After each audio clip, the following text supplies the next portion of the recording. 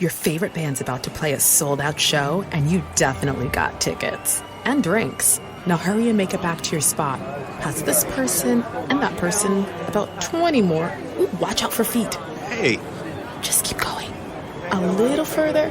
Oh, there's your friend. Over here. Right where you want to be. Close enough to see the set list. And they're definitely playing your song. When you're with Amex, it's not if it's going to happen, but when. American Express. Don't live life without it.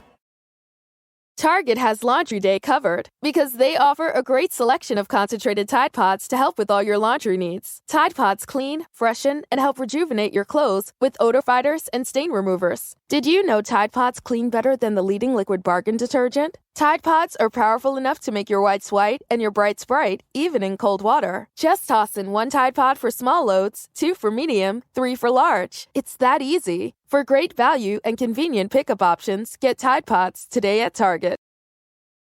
This is Jordan Grace, and you're listening to the Social Suplex Podcast Network. BWB, this is One Nation Radio. You better get it right. Rich Latta, James Boyd came to give them life. The Blackest Wrestling Podcast has come to kick all ass and drop it 6 feet if they kicking trash. Word, let me welcome y'all to something different. And if you dig it, man, you should let some friends listen. We be getting it in, this on the regular, dude. Ravish and flow, but this shit rule. See, James don't rap, so I had to break it down. The whole network, man, we coming for the crown. Raps in the columns, I keep them both covered. Making the beats too, so the listeners can bump it. Hit us with the rating, yeah, I'm saying it's a 5. Before you hit it, talk, bob your head side to side. It's One Nation Radio, and this is the beginning. It's Rich, and I'm here with James. It's time to listen to One Nation. We got to unleash the power of the pyramid. This is Mike Sempervive from WrestlingObserver.com. Check me out on Wrestling Observer Live every day. And also check out your boys, Rich and James, on One Nation Radio. This is Kenny Omega. We're listening to One Nation Radio. Check it out, guys. These guys know what's up. Big Kenny Omega fans. That's all that counts to me. Goodbye and good night. Bang. Hey, folks. Welcome to One Nation Radio. I'm James Boyd, and here with me I have Rich Latta. What's going on, man? Chilling, man. Just came back from Atlanta this past early pre-weekend. I was actually up there with your cousin Alex, who we often reference here on the show. Yes. We actually went to the Russ concert, and Russ from Atlanta. Thought it'd be pretty cool to see Russ in his hometown. It was funny because it was right next to the Braves Stadium, so we were up there in Cobb County. Yeah. So, you know how much of a trip it is for me that, you said the Brave Stadium, and I'm like, oh, Turner Field, and they're like, oh, yeah, I forgot they fucking moved out. Goddamn. Bro, when I first got there, we drove right by Turner Field, and it looked so, old and run down and everything. And then, remember, they got that stadium because of the 96 Olympics. Right. So we drive way the fuck out somewhere, and it looks like a college campus damn near. Mm-hmm. And it was pretty cool, but we went to Coca-Cola Roxy, which is right next door. Okay. Saw Russ do his thing. Very, very, very fun concert. And I'm back here, and there was a lot of stuff that happened between the last One Nation Radio and this one. Yeah. So where exactly do you want to start? Or is there actually, before you get to that, so how was the Russ concert? It was pretty fun, man. It was he came out the first 7 songs. It was almost nothing I've ever seen in concert. Just unreal energy, people jumping up and down, losing their minds. He basically, because Russ raps and sings, but his singing stuff is fire. It's kind of I would kind of compare him to Tory Lanez, but his stuff is more about believing in yourself rather than him frolicking and all this stuff. But as far as the demographic, I assumed it was just going to be a bunch of white people at the concert, but Russ kind of touches all demos. I saw all walks of life out there, and I was pretty surprised. I actually got to meet Boogus after the show, which is pretty cool, which is his right hand man. Okay. So that was pretty cool, and it was a lot of energy, and he just ripped it from the start to the end, and it was he wasn't rapping over his lyrics, or excuse me, he wasn't rapping over his lyrics. He was the second last tour stop, so I'm sure his voice had had a number done on it already. I believe he's going international. So but it was well worth the ticket. So okay, it was pretty cool. Okay, so all right, well, that's interesting to hear. Like, one thing I will say is, like, from what I've heard about most people when it comes to tours or whatever else, like, they normally, for rap anyway, they always go super hard in LA, they go super hard in New York, they go super hard in Atlanta, and they go super hard in their hometown, generally speaking.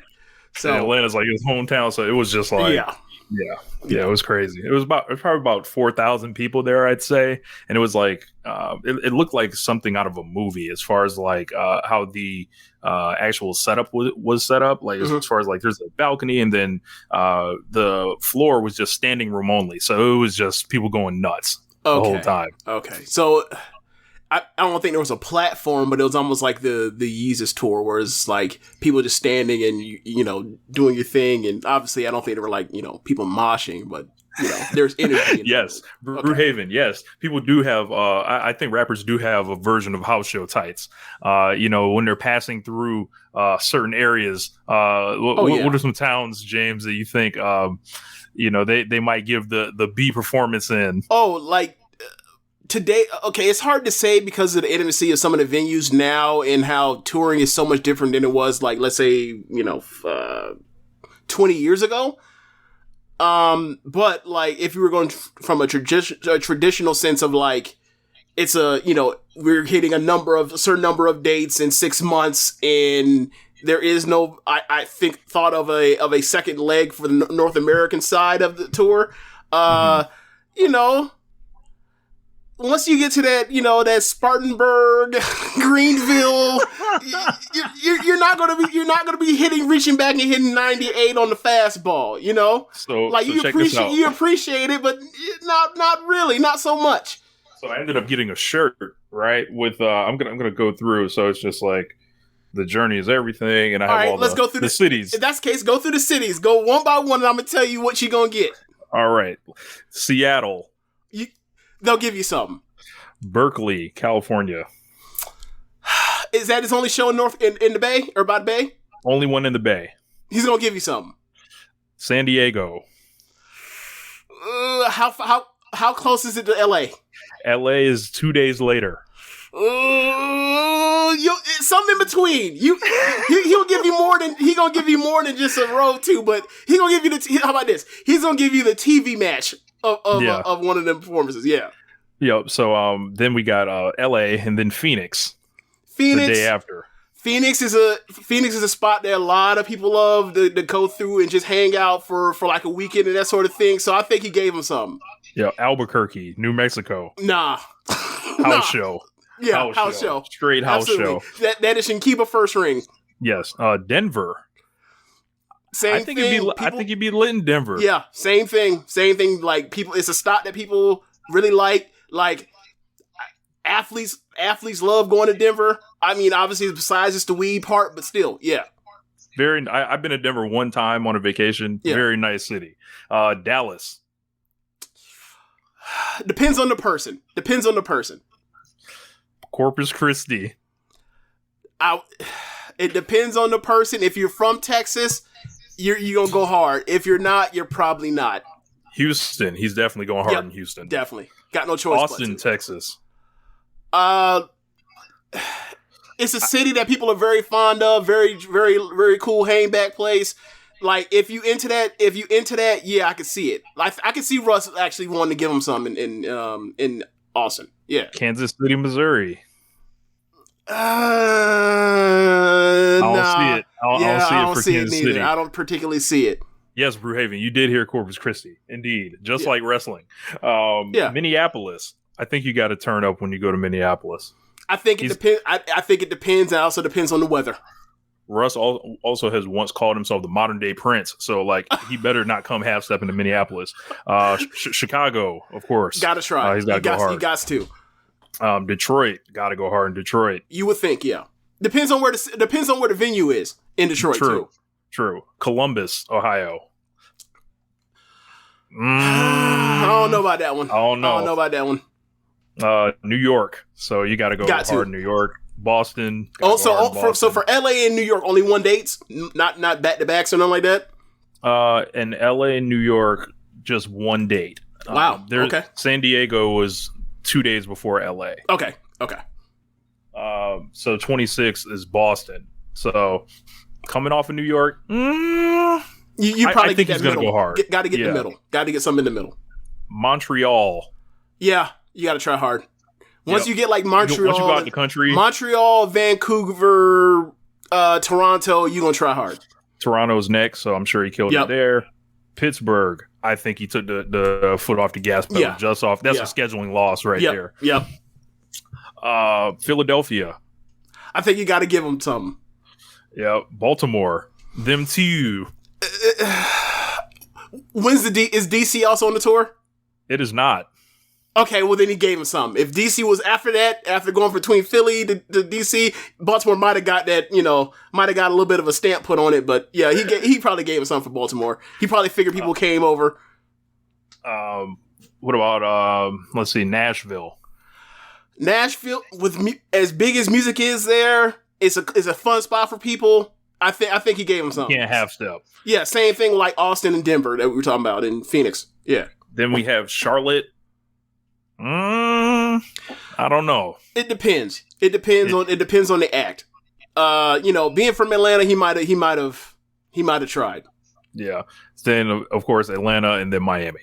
So, yeah, I think, and then he closed him out strong. He closed it out strong. He probably was the strongest night. Was like finishing up in Atlanta, Miami. It's surprising. Like it's probably because of the logistics, but like you kind of want to end in L.A., New York, or your hometown. But with Atlanta, it's with trying to get into Miami and then back up. It'd have been weird to go the other way around. So I see why they did it that way.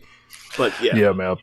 But yeah, man. Let's get into it, man. Jeff Hardy was arrested this past weekend. It looks like he was riding dirty for one, and then he had a DUI as well. Yeah. He blew at .294. He got arrested in Florida. Is important to mention. And they have taken him off of TV. Obviously, they came out and said that he needs to go to rehab. He's on unpaid suspension. If he ever wants to come back, he needs to complete the program first. I think this was probably about the best way they could have handled it. But as far as like Jeff Hardy, this sucks. And I think the last time we talked about Jeff Hardy on the show, I was almost of the mindset like this guy's going to do what he does. Like I don't feel bad for Jeff Hardy anymore as far as because these are. Like he's choosing to drive. Like if he needs to do whatever to drink and medicate and whatever like that, I can't get too upset at him for that. But he's making the choice to drive after that. Right. So once you do that, it throws a lot into It takes a lot to still want to give someone patience, grace, and understanding once they do something that's that dangerous and reckless. Yeah. Yeah, and he's been. Everyone loves Jeff Hardy. Like they always will give him another chance. Yep. There is a company somewhere that will bring him in that will see if they can do it. And it's almost like you have to. We've been talking about Jeff the last like month or two on the show, and just his performance. Like he's been up and down. I think to be generous in the ring, and he's really started to go through hell. He's did the crazy match with Darby.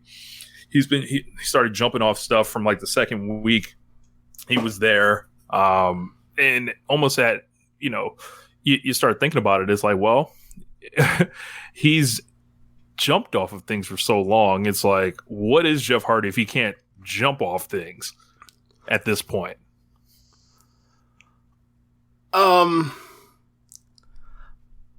Like he's not going to start working classical technical matches after that. Well, I think this is the price of the brick. I feel like with Jeff Hardy. Okay, as far as a main event wrestler in AEW, I don't think there's much there outside of wrestling the very top guys in the company. But at his baseline, maybe not. From what I saw of him at the end of WWE, and even you know, like the Darby stuff or whatever you want to say, like he's had some very good matches. He's just a person that, like, at this stage in his career, he's better, a lot better when he can, you know, fall off stuff.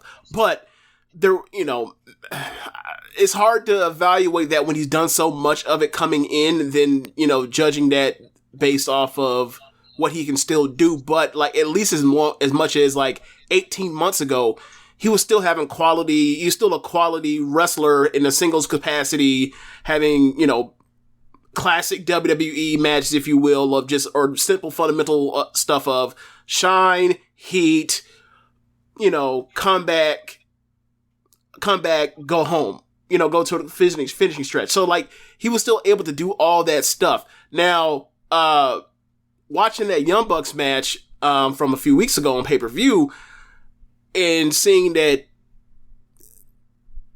the Young Bucks just completely acquiesced to trying to wrestle the Hardy style, that was for me kind of, I get it, but I would like a little bit more in the way of pacing and, like, less like such of a compromise. A compromise, and also such a dedication to getting huge heat. But anyway, or building heat during the match. But yeah, like, as far as moving off of his performance in the ring, getting back to his health situation, like, I don't know. I don't know what to do. I don't know what to do is not an easy conversation to have. But if this is going to continue, then the real thing is, like, he needs to be done at a major league level. Because, like, this is, I don't know how many DUIs this is. At least 2, 3, 4. My guess is 3, but I could be wrong. I'd have to have somebody check on that. Yeah. So once you throw that into the picture, and also, like, you know, we talked about this the last time. Once you blow, you know, 0.2, and even once you blow a 0.24, now that it's now he's at, I think last time it was 0.24, now it's a 0.29. It's like, this dude has a serious drinking problem that, like, I don't think, like, this dude's going to drink himself to death. Mm-hmm. Right, and, like, the kind of you know, drinking tolerance you have to build that up is, like, staggering. So, like, yeah, like we were looking at the photo, and, you know, we sent it to some of our homeboys who don't watch wrestling. He was like, and those guys have made some comments like, man, like, he don't even look like he was affected. If he blew 0.294, and it was like, he looked normal. It was like, that's just set in for a while. It's normalized. I just hope he gets himself right, and he's able to, you know, continue it, you know, doing, whether he wants to continue wrestling or not. You know, just on a human level, I feel bad for him. But, like, as far as, like, the expectations of Jeff Hardy, like, this comes with the package. As I was, like, you know, kind of saying before, like, you know, AEW is, like, absolutely loaded.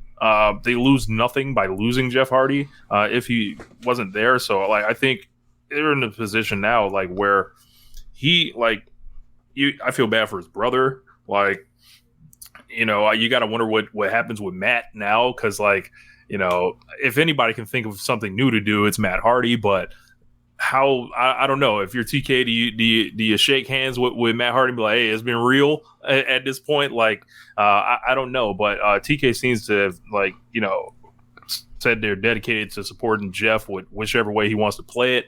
So still kind of more to see, but they definitely are out of the tag match. They were set to do another ladder match, and I don't know, maybe it was just too big of a you know, too much for Jeff to handle right now.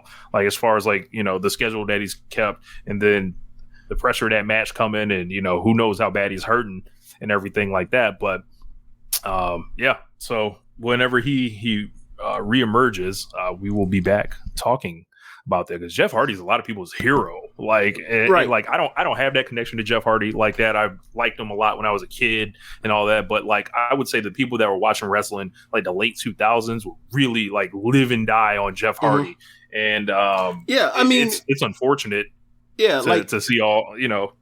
like me and you talk about people that have, you know, their issues and their struggles and like the inspiration people find in and seeing people that go through the same things. And, you know, depending on what it is, some people I can and can't relate to as much, right? Like I was a big DMX fan, right? Like, but Eddie Kingston at times, like I get where he's coming from, but it doesn't really work for me at times. But I absolutely get why for other people, like, you know, that like the story he told after Revolution when he talked about how people came up to him at the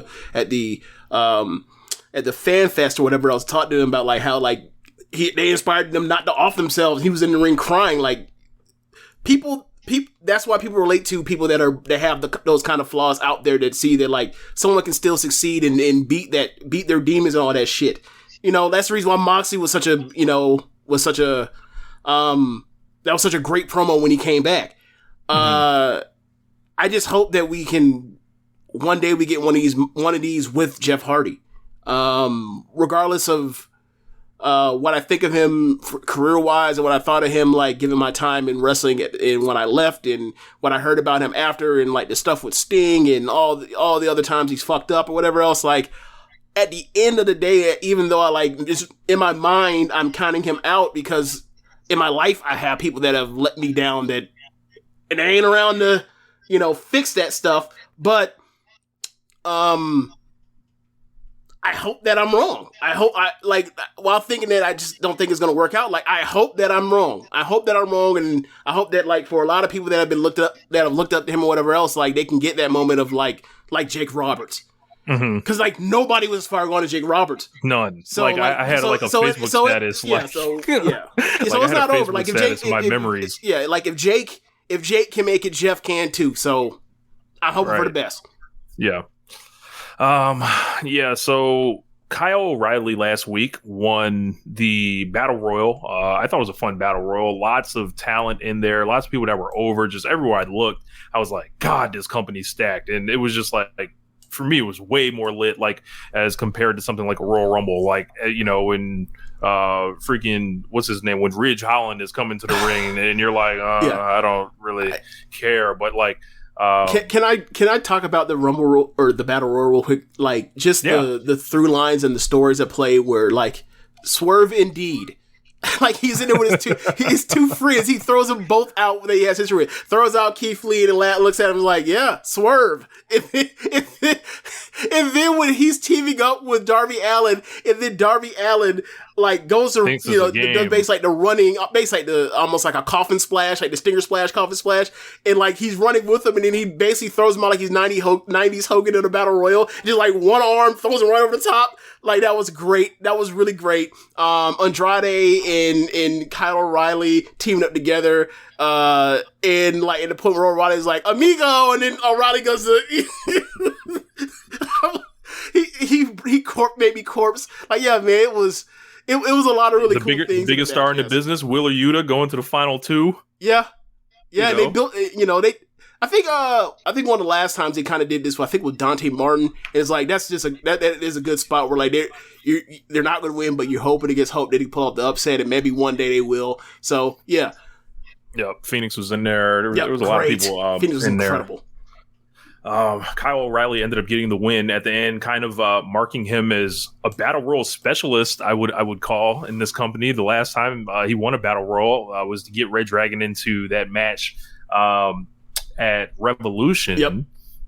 And this is the second one. I think it's a nice spot for Kyle O'Reilly, who I think is, like, quietly just, like, racking up consecutive solid weeks of great matches he's throwing on the board for himself. He's almost like the B-side of, like, what Dax Harwood's doing, honestly. So, and then, as Sir Sam mentioned, people fucking went mental. And I am going to blast on the Blastmaster like KRS-One. So, like,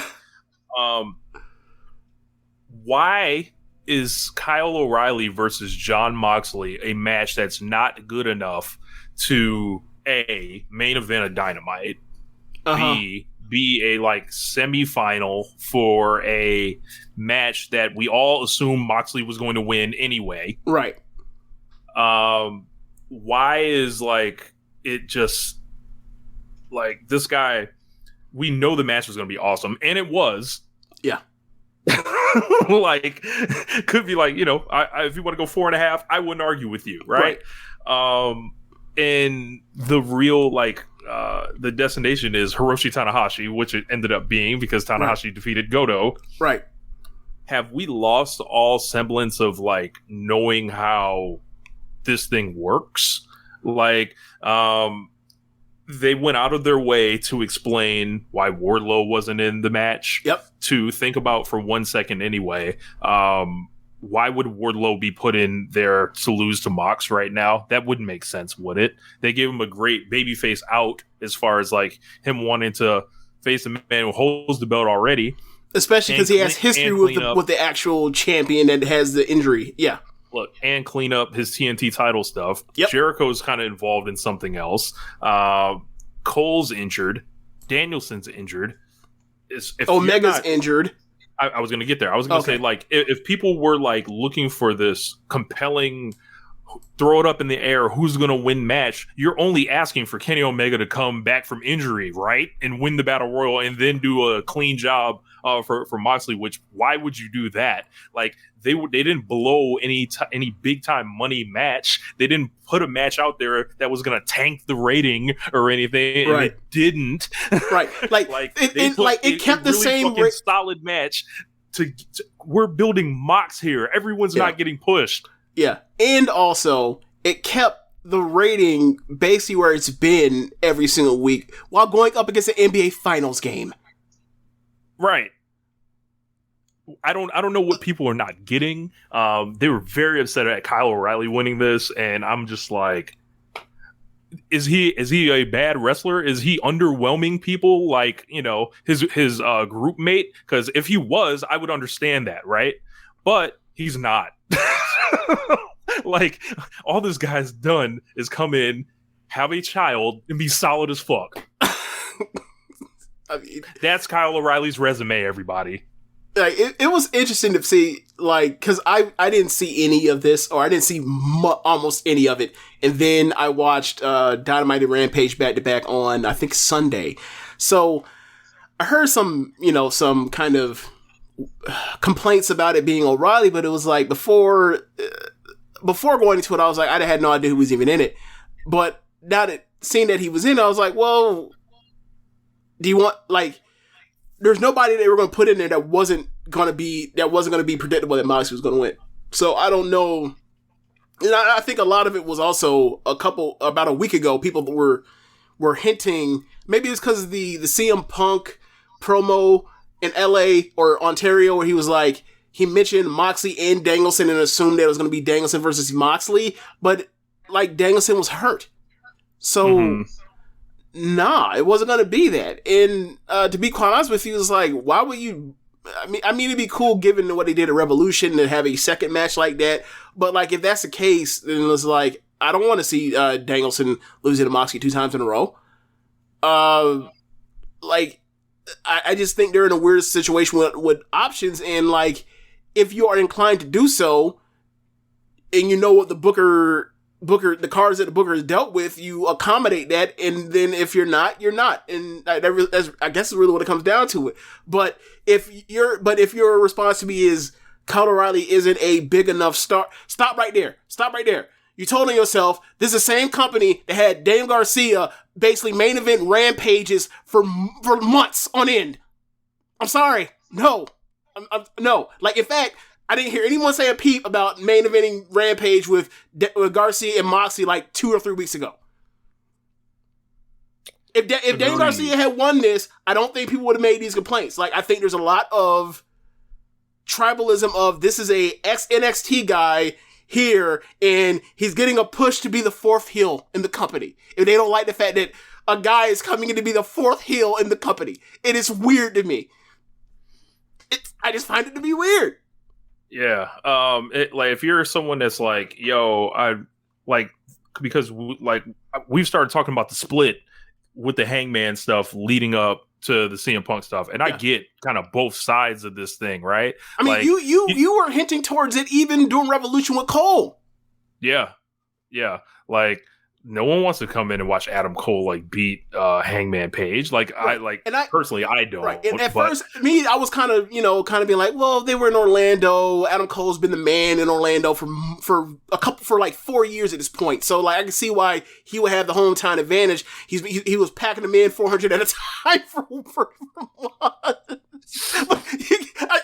I joke, me and my point, but it's like that dude was a top star in that territory, whatever else there. It's the first time they've ever had an arena show there in Orlando while Adam Cole was there, I believe. Like Cole got there a couple months after they did that NXT TakeOver Florida thing that we went to in 2017. So yeah, like that's when Aleister Black actually debuted against Andrade. But yeah, like so I can see why that was happening. So I was kind of chucking up to where like, that's just a regional thing. But now as we keep going along, it's like, now we're really at this point to where it's like, are you former, like, these people are like splinter cells, as if they're going to all of a sudden like become like the NWO or something. And it's like, nah, man, like they worked somewhere else. They ended up in WWE. They're done with WWE. They're working here now. That's like, do y'all think that, like, obviously, are people taking like the JSA and sports entertainment thing as a shoot now?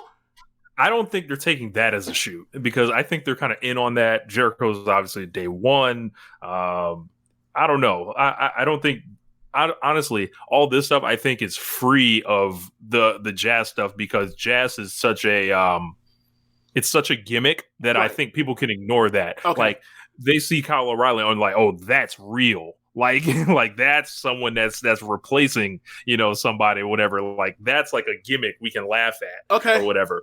But this right here, yeah, it's very self-aware, as Sam was saying. But that's like, true. I understand to a point as far as like, hey, we're really into the folks that that have brought the company the as far as they've came so far, mm-hmm. and there's a lot of winds of change going along right now in the company, and it's interesting to see who gets this home team label and who doesn't, because Scorpio Sky is a day one guy. I don't know if I see people really go hard for Scorpio Sky the way they do like a Darby, for example, right? Or compared to like them wanting like Miro just to take the belt right back. Correct. And where does Miro used to wrestle? Right. But see, like he had a bad exit. So like he probably that bridge is burned, so he won't come back there. But we don't know that, by the way. Right. Right. The only other thing I do want to say about it is I think it is a lot of people that are fans that are insecure, quite frankly, because they don't, like, they are falling victim to the trolls, I would say. They are hearing these people like, oh, all y'all doing is pushing these as WWE people, and they really don't like want to. It's not that I don't think they don't like the wrestlers or anything. I think it is a case of like they don't want to lend credibility to what these people that are being mean to them are saying, and it's yeah. It's really not even about the wrestlers, I think. Like the all ex WWE stuff. Like, and like the last thing I think a lot of people want is WWE, right? Right. But I'm like, all right, has TK shown you over, like, if you are somebody that loves AEW, I'm someone that loves AEW. If you have not like noticed what TK has like shown you over the years, just like the strength and like booking up and down the card, like he has an advantage that no other booker has ever had, as far as like imports from WWE. He saw all the mistakes that were made with all the rest of them, right? And this is a guy that normally puts shit together the right way. Yes, Brewhaven makes a great point. Jurassic Express, people were screaming every day to take the belts off of them. People were screaming to take the belts off of Sammy Guevara. Every single import person that was coming in. So it's real weird who people go up for, who they don't, who's allowed to be pushed, who's not allowed to be pushed. And it's just it's funny to me. I don't really care where wrestlers came from. as long as you can make it make sense, as long as it feels like, and it's a natural thing for, I wrote in the column, it's a natural thing for, fans to be into the idea of their guys, right? And but don't forget that those new people that are coming in are also your guys too.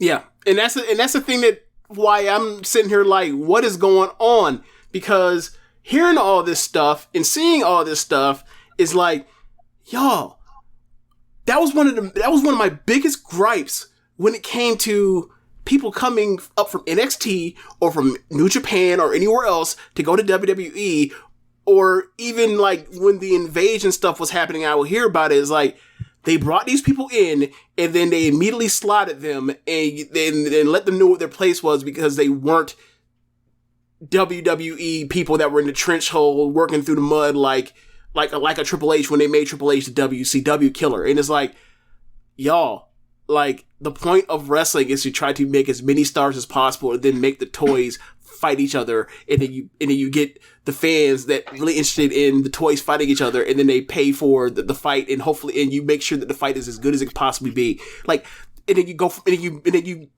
put the next toys against each other, and like, if you keep having in general, you don't want the same toys, 50 toys to feel like the same 50 toys you've always had. You gotta shuffle out through that, otherwise you're stale in the tooth. Like, we were looking at the New Japan G1 field, and it feels like the same field that I've been seeing for the last 4 years at this point, minus Kota Ibushi. Like, but we'll move back to, we'll get to that when we get to that. But I just could not understand, or I just did not get the complaints for it. And as far as there's a line that's going back to this, as far as like not wanting Johnny Gargano to come in the company. It's like all that same shit. Yeah, and it was funny because like there was a tweet with someone at the time was saying like, who the hell would want they were talking about the growth rhetoric, right? And like. Mm-hmm. And they were talking about Adam Cole couldn't move the number up over to 1 point whatever million. CM Punk couldn't. What the hell is Kyle O'Reilly going to do? My response to that person in a quote tweet was like something along the lines of, I don't know, probably wrestle a lot of the other wrestlers have some really good ass matches and talking segments. Well, that was like in December or November or whatever else. The dude already like has 6 of the top, or you look at Cage Match, he already has like 6 of the top 60 matches in the company this year.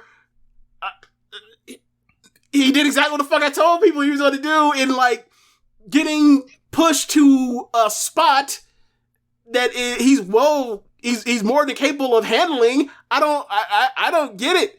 I personally don't get it. Keep in mind, I said it on many occasions on this show. Y'all should already know what I'm about to say. It is a competitive business. Yep. If like I understand you have your favorites, you have, people you want to see, get where they're going to get, right? Right. But there's a lot of competition going on, and I kind of prefer it that way because who's going to win? Us. We're going to have people trying to out wrestle people to get on the show, to get more over than, such and such. Right. Like, will there be casualties? Yes. It's wrestling. Right.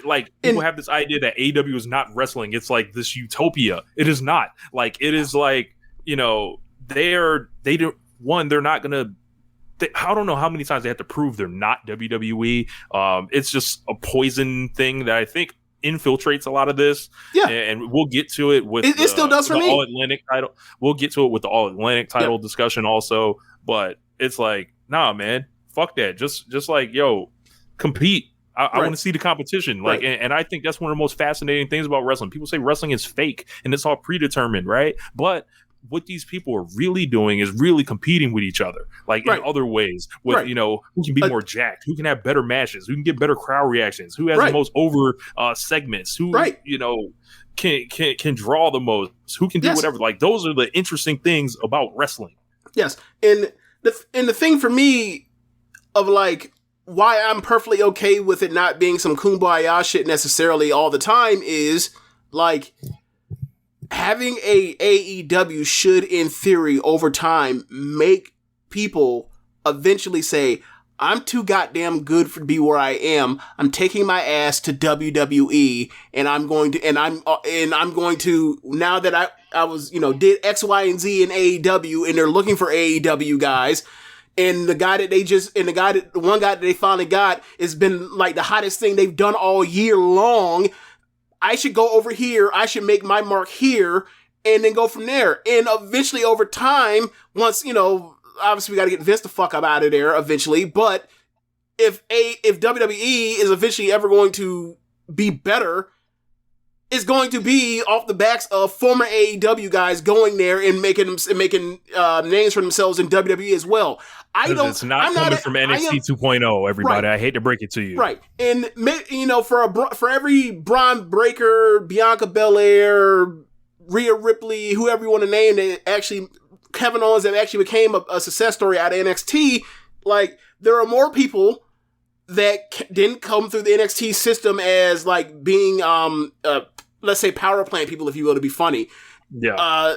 There are people that had story careers in independence or in Japan or elsewhere, England, what have you, or Mexico, and they came through and they got themselves through the ranks, and then they got themselves to the main roster, and they got themselves a push, and they did some really cool things, whatever else, and they got where they got, right? So, for me, AEW is another outlet for potentially that being another factor in getting talent that can, more or less succeed or overcome the bad developmental plane that WWE has. Because for me, I'm a pro wrestling fan, and like, I'm not caught in the tribalism. Like, yes, yes, the two promotions I consistently follow are Stardom and AEW, but like, if I hear there's a great Noah match, I'm going to watch that great Noah match if I have the fucking time.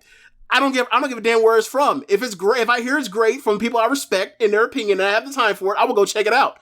Like, maybe I'm different in that way where you only have a certain amount of time to devote to this X, Y, and Z, but it's like, for me, there is so much great wrestling around the world in any given week that is like, if I am not watching something that is really very good, or at least emotionally satisfying as a viewer for me, as far as the investment of my time, I will be there and be like, damn, like, you heard me talk about this, like, there's nothing worse than me when I watch a bad Dynamite or I watch a bad Stardom Road 2 show. I'm just feel like, fuck, man, like, I could have watched something in New Japan and I end up missing out on something.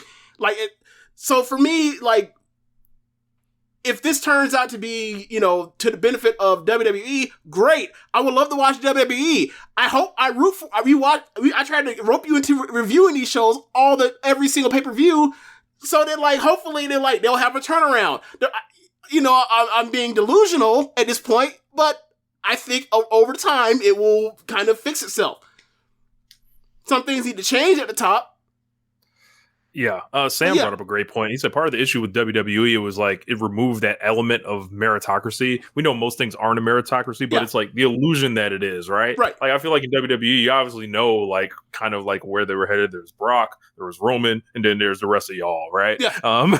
But in AEW, there's like, I think there's room, to wiggle in there. But the point of pro wrestling is you're supposed to, in theory, as a booking committee, whatever it is, you're supposed to be able to determine who are people that have the potential to do X, Y, and Z, and also be backed with some type of indication or indicator that these people are talented enough to be able to pull it off.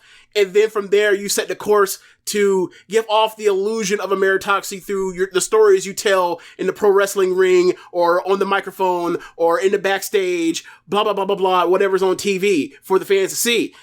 AEW does that. All the other wrestling in the world does that. WWE puts it out of your face at like, oh, it's about a shampoo commercial over their hair between Edge and Booker T and shit like that. Brewhaven brings up a good point. He said, remember when Styles and Nakamura left New Japan? We got Naito and Omega tearing shit up. So, like...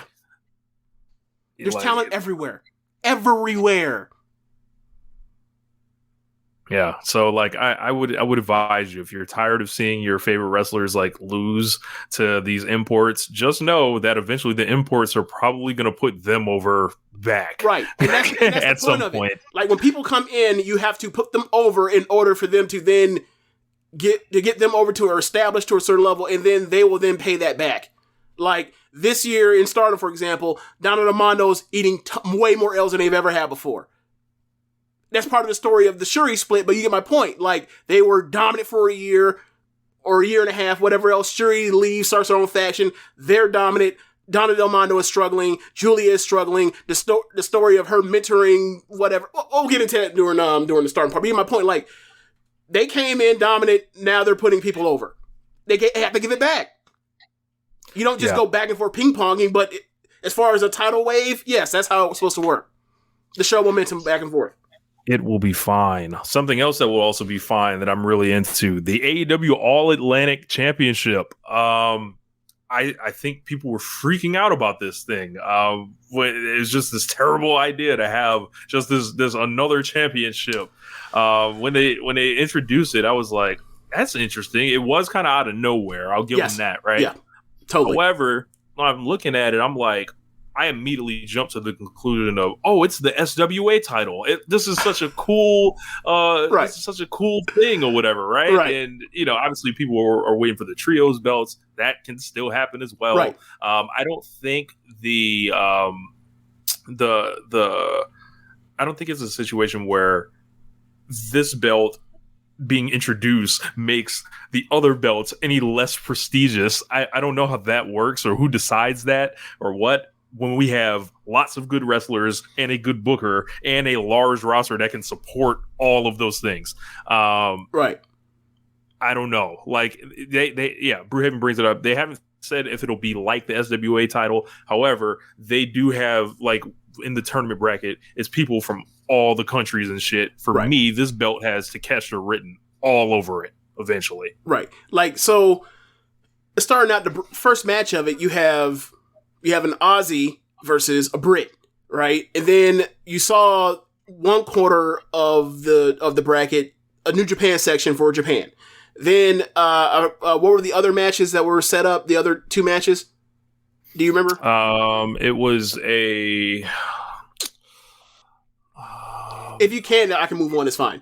Yeah, I don't remember the top right. But basically, it was 8 international talents in like my I hadn't talked to you until today about it, but like my immediate thought, and somebody. Yeah, right. Like my immediate thought was, oh wow, like this is going to be their excursion / Gaijin belt. And that's really, and I thought that was really cool. Like, like obviously we said SWA thing as we think of Stardom. We talk about Stardom as part of this podcast every week. And like, I don't think it necessarily is going to be the same thing where like, if you're from a certain nationality, ethnicity, you have to wrestle someone else that's from the opposite of that.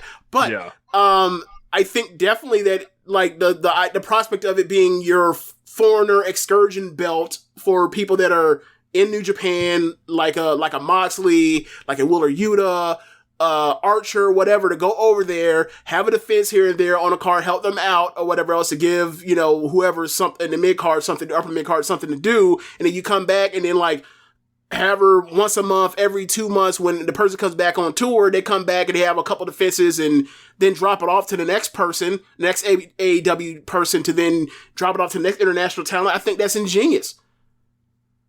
Yeah.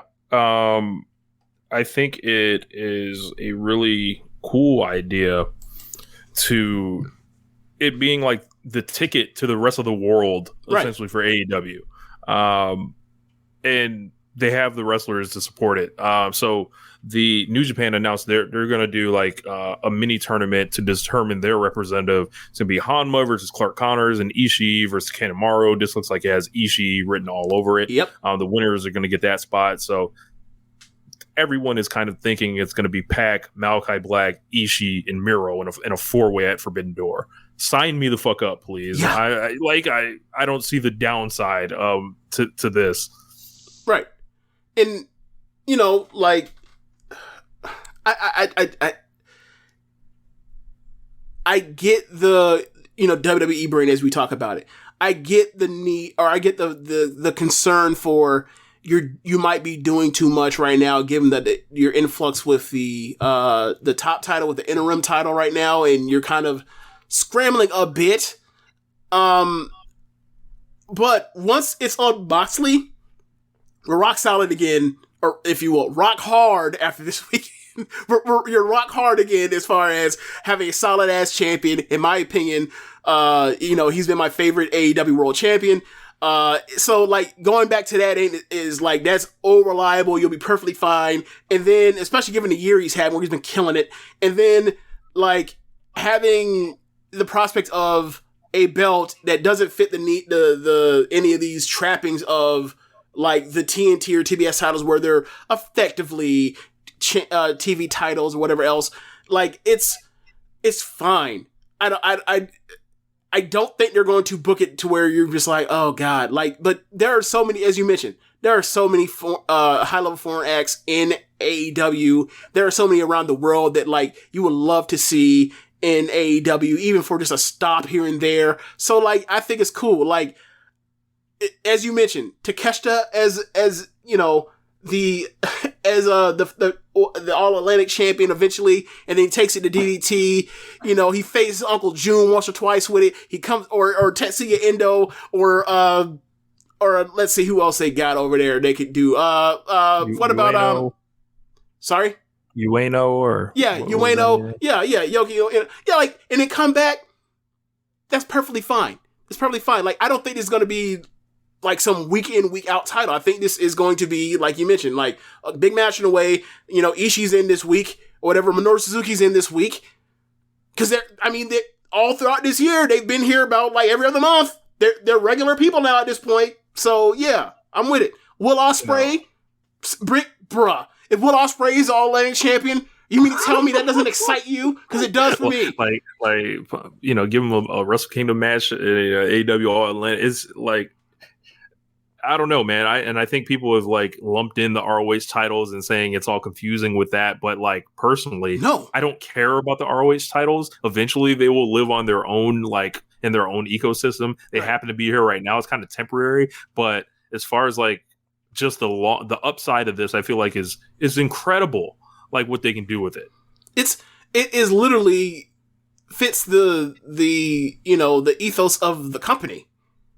Like, I understand that, you know, we had the young, or basically like not Kenny Omega, but the Elite versus Adam Page for like this long running story.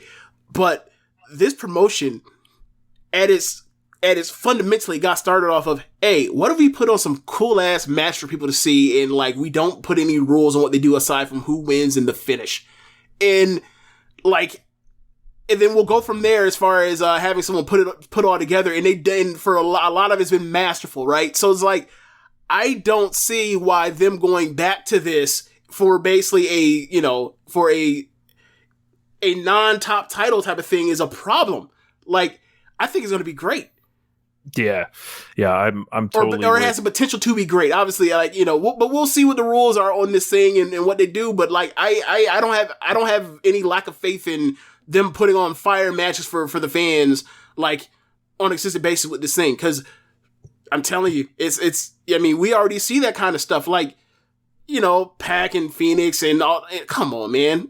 Malachi Black, O'Reilly, like, it's going to be awesome. I think it's going to be awesome. And I think, you know, it's worth bringing up that with Wardlow kind of looking like he's headed towards that TNT title, that belt may be cut off for a while. That world title, everybody doesn't get that, right? Yeah. But there's another belt, like there's another super, you know, belt that, you know, right. I wish they would have introduced it kind of in a more prestigious fashion than just throwing a little video package out. But and I look forward to seeing what the actual rules are. Yeah. But I don't know. It looks pretty cool. There's a little bit of goofiness with it. It says All Atlantic, but it has all the flags around the world. It's just goofy enough for me. While watching Dominion, I was Charlton and oh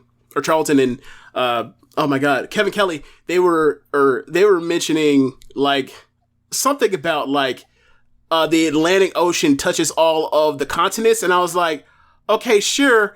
But like, what part of the Atlantic touches Japan? Because the Japan flag's on here, my guy. Like, I don't know how that one works, but whatever. You call it whatever you want to call it, whatever. But like, if it's an international belt scene that I see was in America, Canada, the UK, China, and Japan's flags on there. There's another flag, I can't remember, maybe it was Mexico. Like, fine, whatever.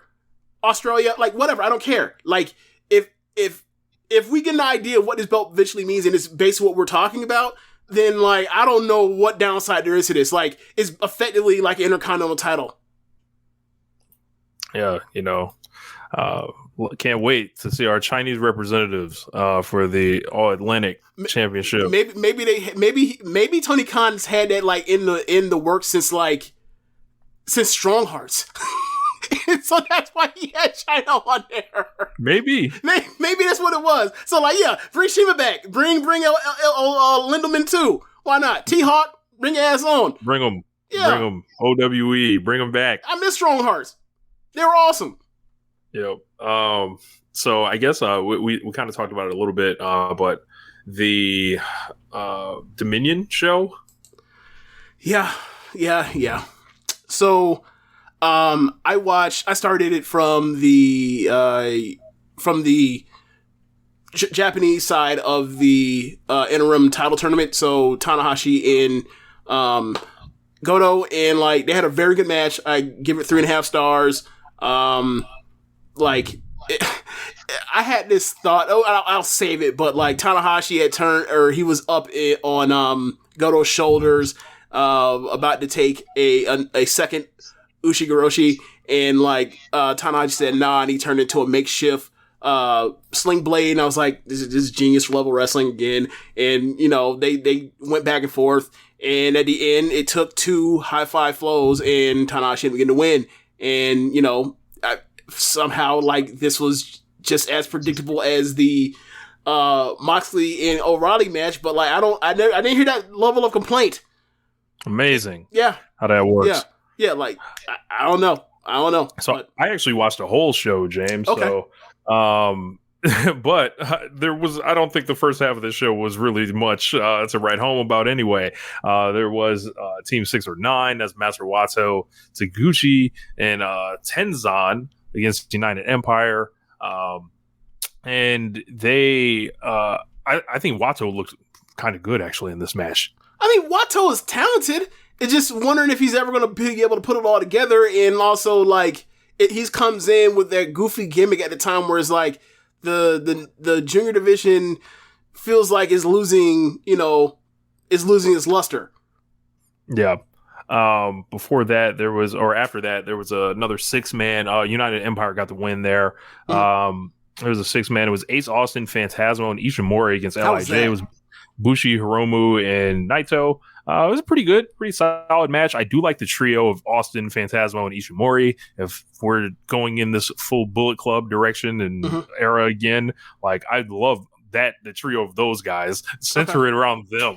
Shout out to EOP for getting in the G1.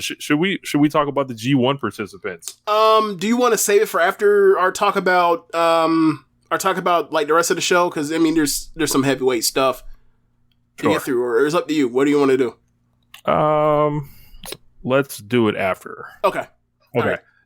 Yano and Doc Gallows. It was over in a flash. That's good. It was like 4 minutes. Could have been 2, but okay. Yeah. Yano gets the win. Gallows, I just admire. Did he tape his a limb to the barricade? He couldn't get out. What happened? I think Gallows got rolled up, if I'm not mistaken. Okay. Which is shocking. But I didn't know he bent over to get on the mat that fast for a roll up. But okay, correct. I just admire Doc Gallows and the brothering that he's able to do. It's just like, these guys are all time finesse lords, legends in One Nation Radio Award season on the Jeff Jarrett Finesse of the Year list. There was a never open weight 6-man. House of Torture defeated Suzuki-gun. This stunk. And it was just like a lot of this first half, it was just hard to pay attention to the screen. A lot of picking up my phone. A lot of just like, this is droning on. United Empire, they get the win over Bullet Club in that tag match. Okan and Cobb get the titles. Mm-hmm. Yes, they were definitely New Hall Nash, Gallows and Anderson, no question. I get what you mean, but I also loathe that comparison. Hall and Nash on their worst days are the Good Brothers. I hate this. I hate that so much. Like, I know exactly what you mean, and I hate it. So then, as I mentioned, or James mentioned, we had the AEW World Title Eliminator match. It was Tanahashi versus Goto. This was pretty good. I didn't think it was blowaway or anything. I was hoping of all hopes. I was hoping Goto would come to America. Hopefully, he still comes. Oh yeah. I'd like to see Goto. I like Goto too. He's one of those guys where it's like, I see why he was slotted where he was, but I still appreciate what he brings to the table. Like, you need setup guys. You need setup guys. I think he's a very valuable person, and like, you need, like, I think of him the same way I think of like Kazarian and Trent over here, where it's like, you need those dudes that are gonna have quality matches, have respect from the fans, and can win one. It won't shock nobody if he upsets somebody, but is ultimately there to put over the top stars. I get that. New Japan King of Pro Wrestling 10-minute unlimited pinfall scramble match. Shingo Takagi defeats Taichi, and this was goofily entertaining. Yes, it was. It wasn't goofy like it would have in a comedy match. It was goofy in the structure of. I was like, they were able to pull that off, huh? Yeah, and by all accounts, the first match they had, they went to 30, was better than this. Because it obviously went longer, so it got to be more dramatic, whatever else. But like putting it on a 10-minute time limit, and then every one count counts as one, every 2 count counts as 2, every 3 count counts as 3 towards the total. And then you have it reminded me in a way of like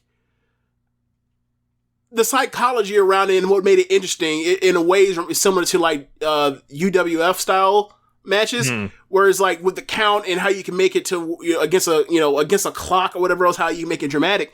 But like what I liked about this match was while doing this, they told the simple story of normal match psychology, which is the babyface starts out in front, and then you see that he'll catch up at the time, but then Shingo pulls ahead so far that like at this point, it's a 10-minute match, so it doesn't really matter, but the only thing that can happen is like, if he loses, it means he absolutely blew it.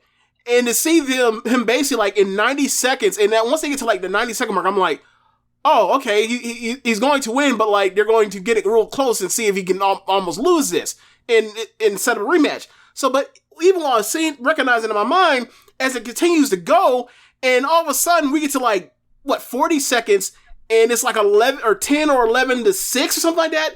And then, Taichi gets like a 3 count off of a roll up on a high speed finish, gets it within 2, then, or no, he's up 6, gets it within 2, then gets another 2 count right after that. And then like, it's basically only a couple seconds. I was like, oh, like all of a sudden it just got dramatic in a hurry. And I'm like, yo, I understand, like, King of Pro Wrestling has been goofy at times, especially with the Yano shit, because it's Yano. But with Shingo and Taichi, like, this single count stuff they've been doing, like, they have stumbled upon gold with this. This is ingenious. Like, and like, after this match, because Shingo almost blew it, like, they're saying, like, they have to have a rematch. And they're right. I want to see this fucking again. This is awesome. Yeah. This is awesome for a 10-minute match. If there was one thing I could change about this, it would be that if you got a full 3 count, then you lose or whatever. Keep the counts, keep everything, but you have to kick out or else you lose. Right. Like, and I was saying this to you and Sam and Finishel, Floyd, and everybody else in that thread. Like, I want for Azumi to steal this whole match concept, steal it, and turn it into a high speed match. And we're off to the races. We're cooking with kerosene. Like, Like that shit that Eddie Kingston brought out the other week. We're cooking with that. Fuck grease. We're cooking with that. Like, yo, because I can tell you this right now. You add that with the single fall thing, people kicking out. People have the picture with all the high speed stuff, all those near falls, the ability to kick out at a 2 count, kick out at 1, or kick out at 0 before a hand hits the mat. Then you throw in like the part where like you can still also lose off a 3 count. That would be so fucking dramatic. With people moving at speed of light. Like, I want to see Natsuko and Azumi do this right the fuck now. That'd be very awesome. That'd be outrageously great. Just want to do a small reset for our folks that are in the spaces. Appreciate you guys, joining us here. This is One Nation Radio. This is Rich and James. Keep sharing this link, sending out the retweets. Let them know we're talking about Dominion. Let them know you're having a good time listening. Shout out to our Twitch folks holding it down in the comments. If you guys are hearing this on the spaces. And you want to join the conversation, jump over to the Twitch, and you'll basically be able to get in the comment section, and the good stuff we'll read off on air, and stuff like that. So we're just here kicking it, but yeah, man. So up next we have the never open weight title, and Carl Anderson defeats Tama Tonga here. This is solid. It was okay. It was cool. Yeah. I did love Tama Tonga opening the match immediately with a drop kick. I thought that was awesome. But we're gonna get to it. So these last 3 matches, man, I ain't seen this many white people with belts in New Japan since like Kenny, Jericho, and Cody. And I gotta say, this ain't Kenny, Jericho, and Cody. But yeah. The 1 and 2 is fine. The 3rd is where you get the huge drop off. Yeah. Is that fair to say? Yeah. The Cody to Anderson drop off is just staggering. It's staggering. And I think he can actually do some damage with the Never title. Like I have no problem with him being a Never champion. I think he'll be fine over there. Like once he gets that works at another level there. He tries, he cares. Right. He mentioned the part about how much he tries it compared to everywhere else. He did mention that. Yeah. He talked about, he turns it on when there's 5,000 people in the crowd, 6,000 people. When there's 300, maybe not. It's taking a little bit of a swipes at Impact right there. So people, go ahead. So for me, when I heard him say that, like you mentioned the Hall and Nash thing, I was like, you're forgetting like the most important person when it comes to like the difference in level of work between America and Japan out of the NWO, brother. The Hulkster. Oh, yeah.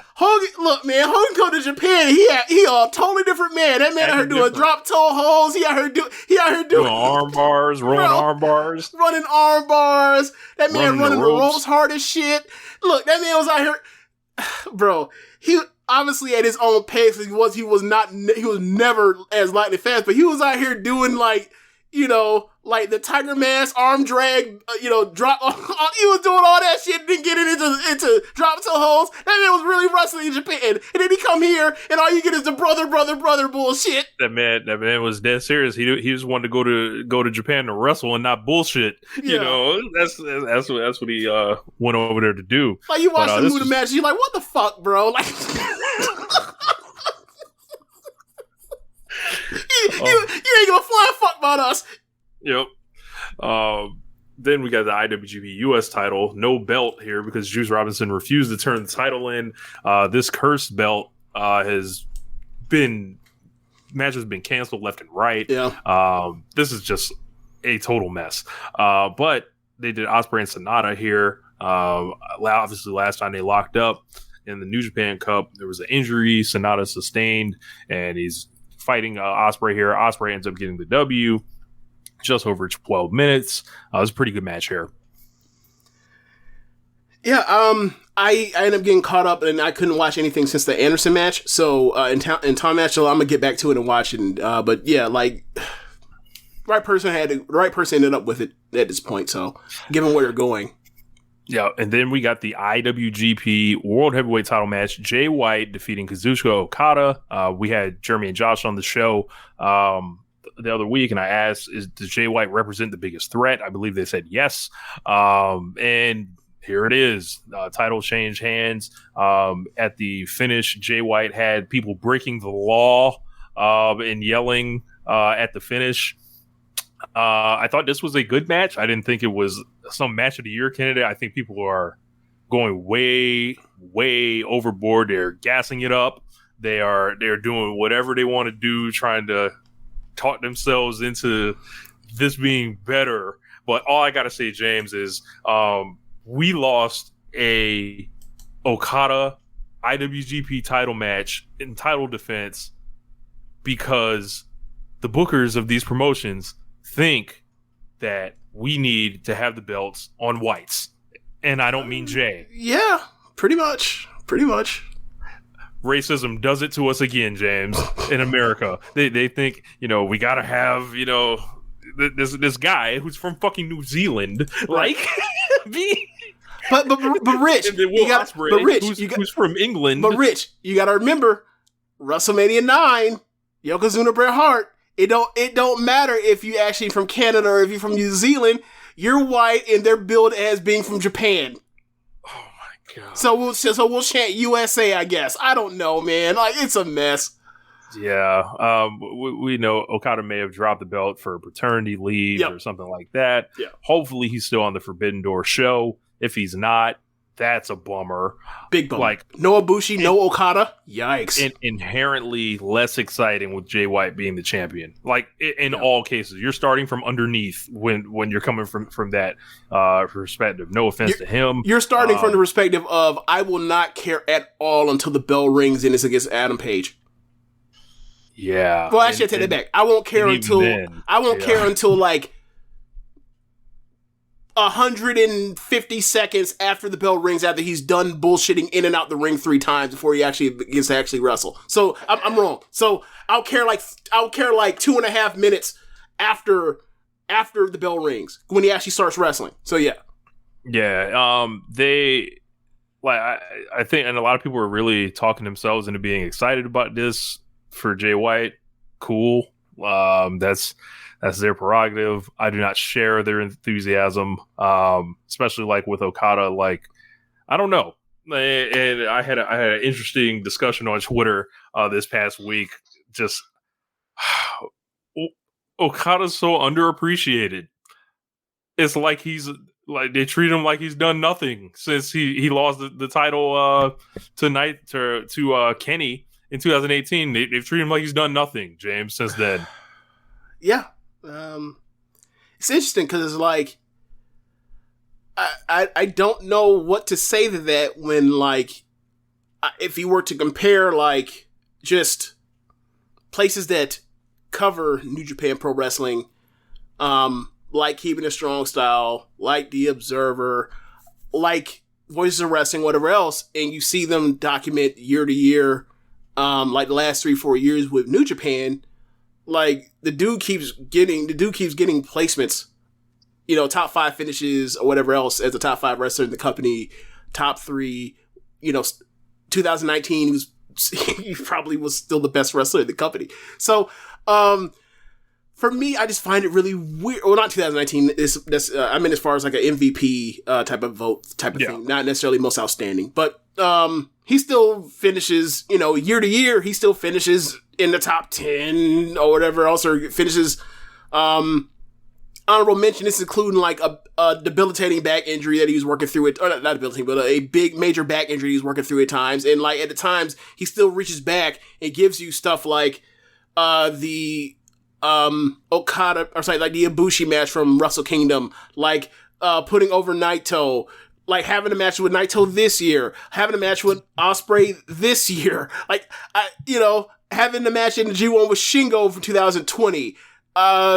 So I find it really weird that people say, kind of like bah humbug and just like kind of numb to his excellence, and then talk about like the excitement for Jay White. And I got to tell you, like, while you may be excited, like pull up a Google Trend and like look at like the worldwide and domestic like Google Trends for Okada and Jay White over the last 5 years. It's just you that's fucking excited. So I don't know what to tell you. Like, if you are a person that's like, I'm really into the Bullet Club elite stuff, then I can see why you get to that point and want to and be really into it. But like from the perspective of like, I'm sorry, man. There's still a really big piece missing to that. Like, it doesn't hit the same. Yeah, like maybe in a year or two, or whatever else. But like, he's still a dude that's like, he's now in the second reign. Like, this might be his first real reign because that first one in New Japan, like you win it, and then you lose it real quick. They did it with Jay White in 2019. They just did it with Ibushi in 2021. For me, the prospect of seeing, especially after you had Adam Page say that he, the reason why he doesn't want to go right back to the AEW World Title picture is because there's a big fish in that sea, and also like it plays into he is still trying to surpass Kenny Omega even after he finally beat him, and it's like, well, how do I do that now when Kenny Omega's not around? Oh, well, I'll face a dude that Kenny Omega took forever to fucking conquer. And it's like, now that that's off the table, it's like, don't get me wrong, Jay White's a great wrestler. And like I mentioned, like a couple minutes after the bell ring, I'll be into it. But as far as the build in that as like a semi-main event thing, like that leaves like I wasn't thinking of Jay White for me. That's really lacking there for me. Yeah. Like when I was thinking of Forbidden Door, I wasn't thinking of Jay White, and I know people are like, "Yo," they're like, "Hey, maybe are you wanting like what year New Japan show are you wanting? Are you wanting a 2018 New Japan show? Like this is a 2022 New Japan roster at this point, right?" But it is nice. I think it's really cool to say that when like he just fucking got back there. Yeah. So what are you saying? Yeah, like, and as far as like put Ospreay in the match, this heart and soul of like New Japan, like I don't see that from Jay White. Like he's not marketed as that. He's not beloved in that fashion. I feel like the only thing is, I think there are a lot of baby faces to put him against. Should he be defending the title at Forbidden Door, and he'll get his win and whatever. But I'm like, we lost an Okada IWGP title defense. Right. We lost it. There's no getting around that. Yep. And it also feels like, in a way, like, it feels like a political move. It's like, all right, like, your tippy top guy, we took him off the title, and then, like, you're trying to boost this one other guy up, and we'll put the belt on that person, and then we'll give him this win against our guy that just, in theory, if it's Adam Page, it just came off the title or whatever else, or whatever, and it's like, there's something funny going on with like the Mox match and this one, like, and them being linked. Like, hey, if we're gonna serve you up Tanahashi, you got to give us a baby face or something, and it wasn't gonna be a baby face getting fed to Okada. I guess, and maybe that's also in a way, like, some of those guys are going to go over to Japan eventually once they get cheering back, and like they rather have that on their soil to actually sell that match and like get their international New Japan subscriptions up or get them to surge compared to, oh, it's Jay White and Adam Page. Like a match you saw in 2018 New Japan, which I thought is what, as you mentioned, some people, act like that's not what they want to see. But, well, you're about to see it again. What the fuck? Yeah. Except that was the undercard then. Yeah. Now it's in the main event. Okay. Yeah. I don't know, man. And it's just, it's inherently less exciting for me. It's not like even someone like Ishii, for example, carries this long reputation. Like White doesn't carry that same long reputation for me, but that's just me. So yeah. So if it's not Adam Page, who will you like to see Jay White defend the IWGP title against on Forbidden Door? Honestly, no one. You got to pick someone. Okay, if I have to pick someone, yeah. Let's pull up the rosters. Oh man, you can't do it off the top of your head. See how exciting that sounds? Exactly, because when I think of Jay White, I don't think of dream matches with Jay White. It just doesn't work like that. Right. Okay, so let's see. Baby faces. Shit. Can Eddie Kingston get a shot? Can Swerve get a shot? Think about baby faces. Nope. He can't work the show. Ray Phoenix can't work the show. Pentagon can't work the show. Look, Wheeler Yuta. Oh my god! Can you imagine? like Darby Allin. How about let's go with Darby Allin? Any chances Danielson? Could be. I mean, you'd be like, well, we got Jay White, but we can like save it by saying we're having Danielson in an IWGP title match or whatever else. Like, I would say, quite frankly, like I would say fuck you for one, because it would have been Okada and Danielson, right? Right. They're thinking Zack Sabre Jr. and Bryan Danielson is happening, and they can see who does the best armbar, I guess. But here you go. Fuck. Kota Ibushi not being on the show really fucking hurts, because I would have taken Danielson versus Ibushi in a heartbeat. Zach's cool, but not my speed. I gotta say, if Zach was a champion, I'd be way more enthused than Jay White. Tell me why. Well, I think night in, night out, he's a better wrestler. Mm-hmm. And I also think he's a better promo. Like, I think, especially when it comes to actually your content actually like meaning something worth a damn, like once it's actually you can evaluate it. Like, Jay White is that heel that just says any old thing that gives a narrative that is complete bullshit. Is not, and you just you're supposed to just be stuck on he's a heel, so of course he lies. It's like, well, bro, that doesn't entertain me. Like, right. I'm glad you telling me that the sky is red for 3 minutes isn't like going to do it for me, bro. Sorry. I'm glad you brought that up, because like I think that's a weakness of his as far as Jay White. I think people were sending around this promo that they were going absolutely crazy for too. They were talking about Jay White is like, yo, there wouldn't even be no AEW if it wasn't for me. It's like, bro, what the fuck are you talking about, bro? Like, it's the height of unreality. It's just groan inducing. It's like there's no semblance, there's no world in what this is true. Like, there's no world that exists that this is true. Like, right. I prefer that the heels like will run you down with a little bit of truth. Like, now we know. Jay White likes to talk about selling out Madison Square Garden, right? And all that one works. That one doesn't. No.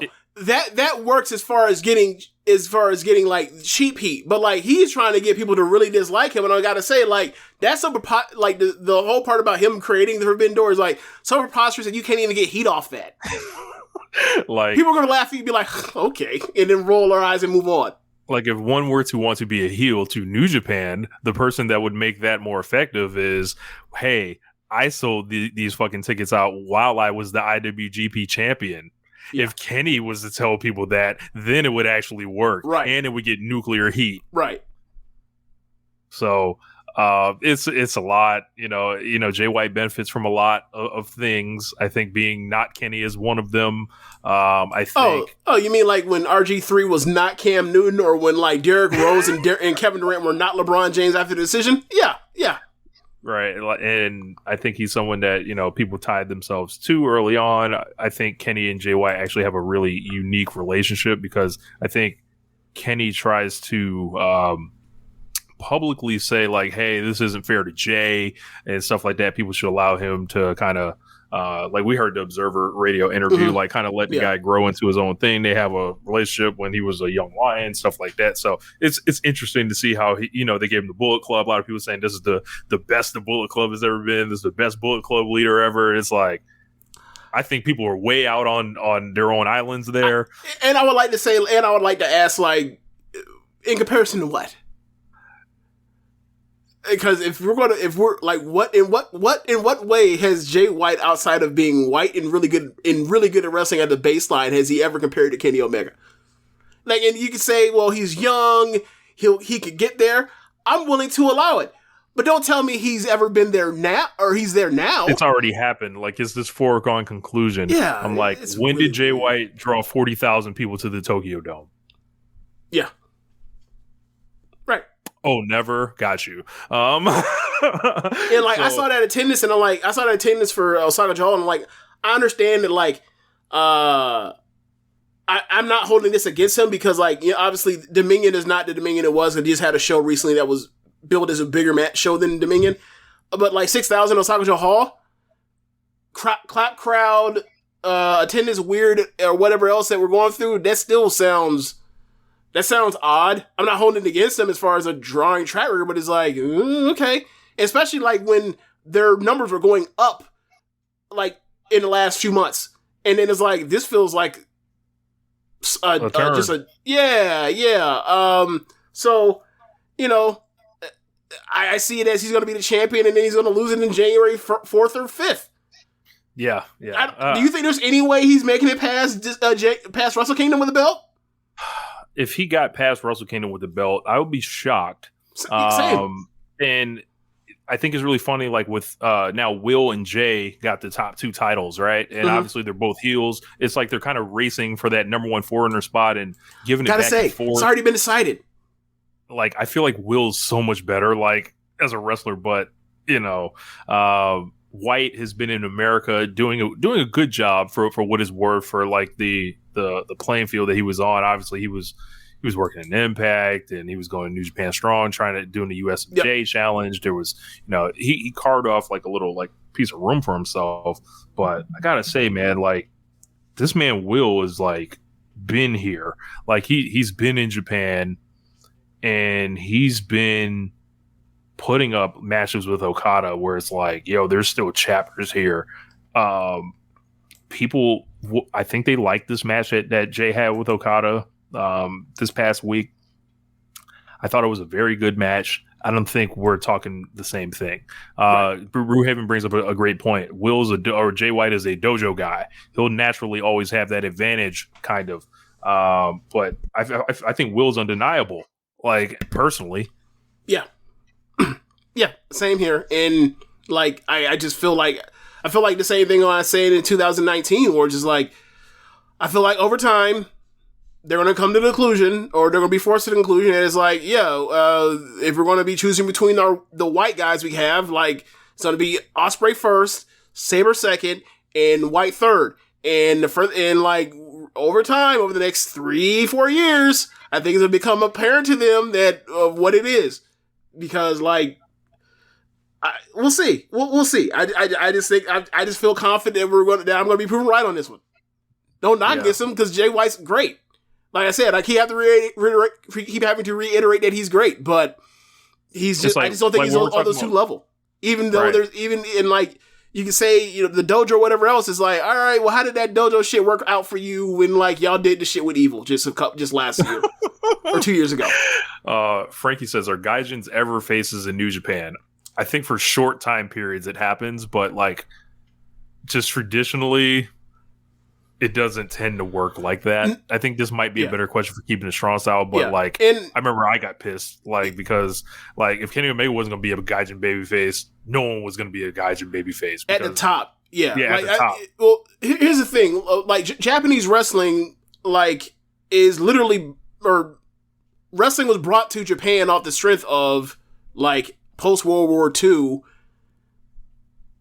The heels were all, you know, the babyfaces were the Japanese, were the domestic people, and then, like, the Gaijins were all the heels, and then flash forward, you know, about 60 years or whatever, and that's how you get there, right? Like, so, like that, you know, so that's still that play. That's still that play with this or whatever else at the top, and, you know, the language barrier and all that kind of stuff, and, like, it being a ethnic, a homogenous ethos state, like, that also plays into it as well. So yeah, like, it takes somebody like special, like a Bob, like, for some reason a phenomenon like Bob Sapp to be able to overcome that sort of thing.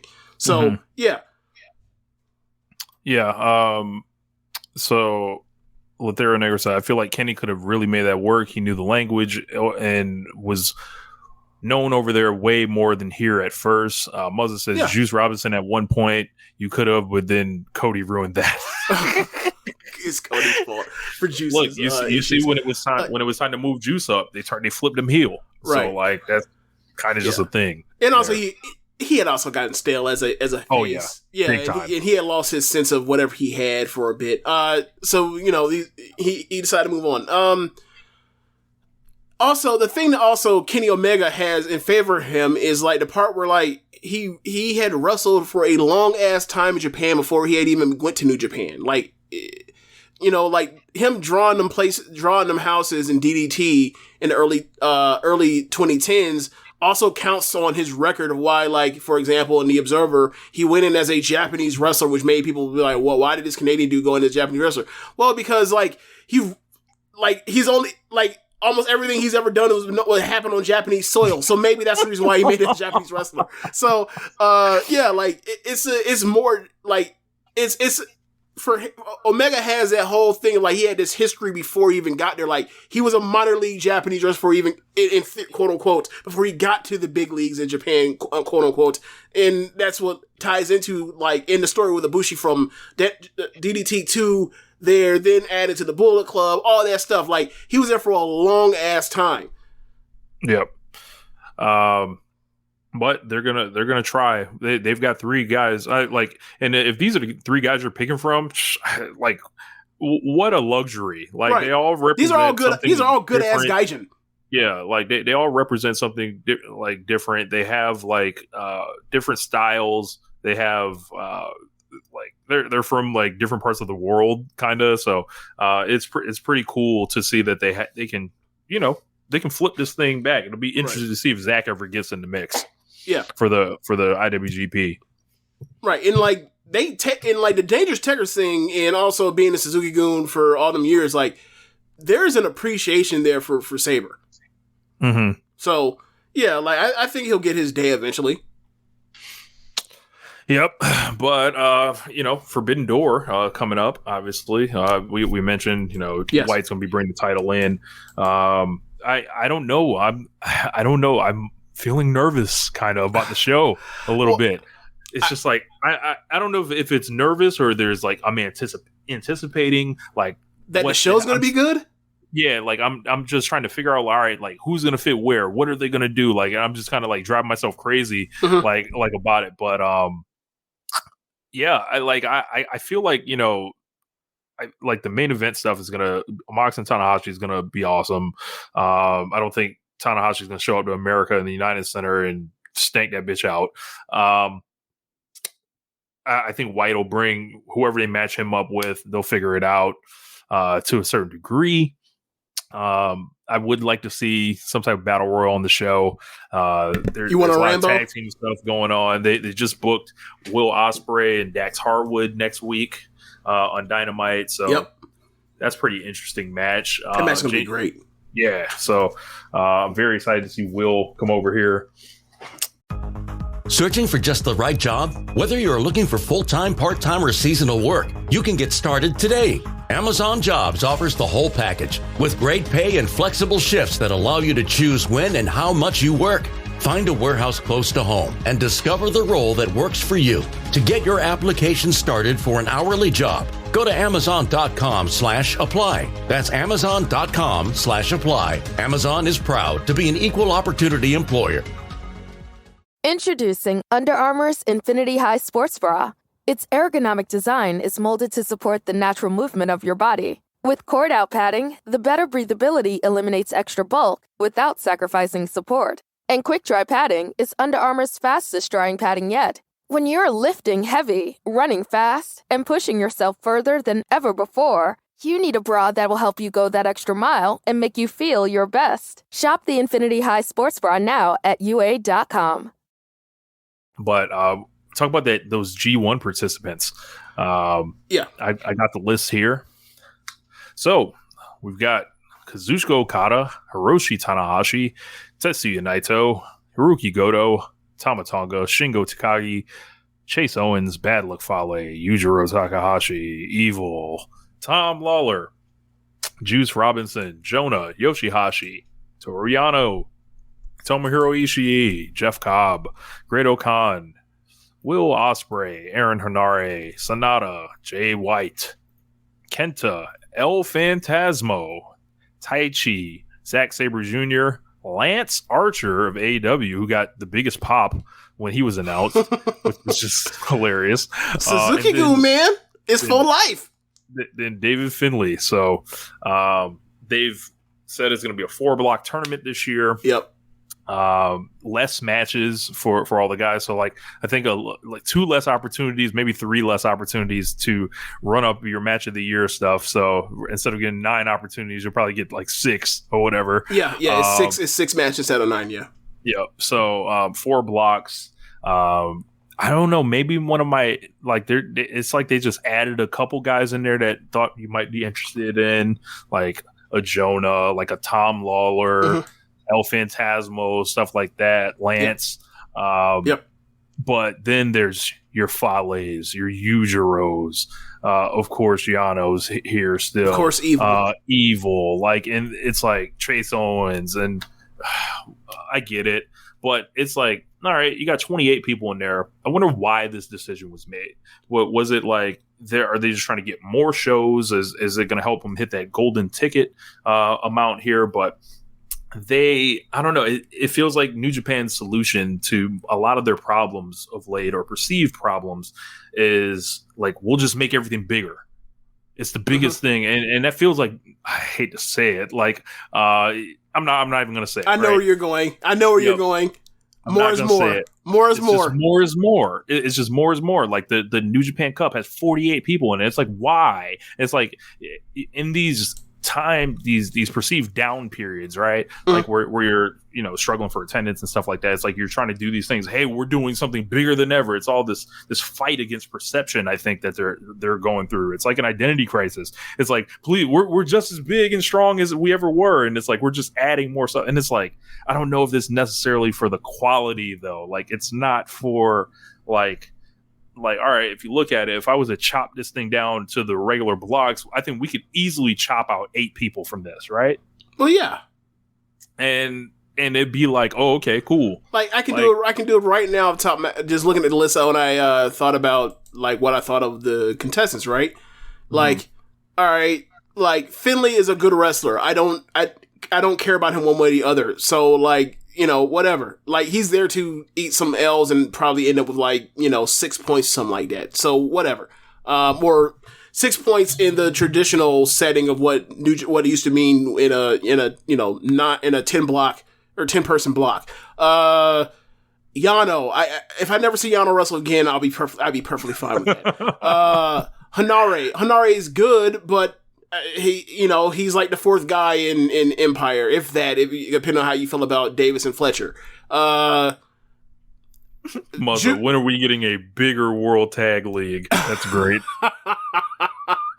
You just wait. You just fucking wait. We gonna. Well, actually, because I know he's trolling. Like, if this happens, I'm gonna be bummed out. But like, Evil used to be a good wrestler that I didn't care about. Now, like, I actively loathe him. Juice, same thing. Juice is. If he can find an identity, I'll change my opinion back on Juice. But Juice right now, that boy lost, and like lost with Tony Storm is out of the worst place to be lost. So I don't really feel bad for him. So good, True. Fale, if I never see him wrestle again, I'd be okay. Owens is a fine wrestler. I don't feel anything about him, right? Yujiro, I never want to see him wrestle ever again.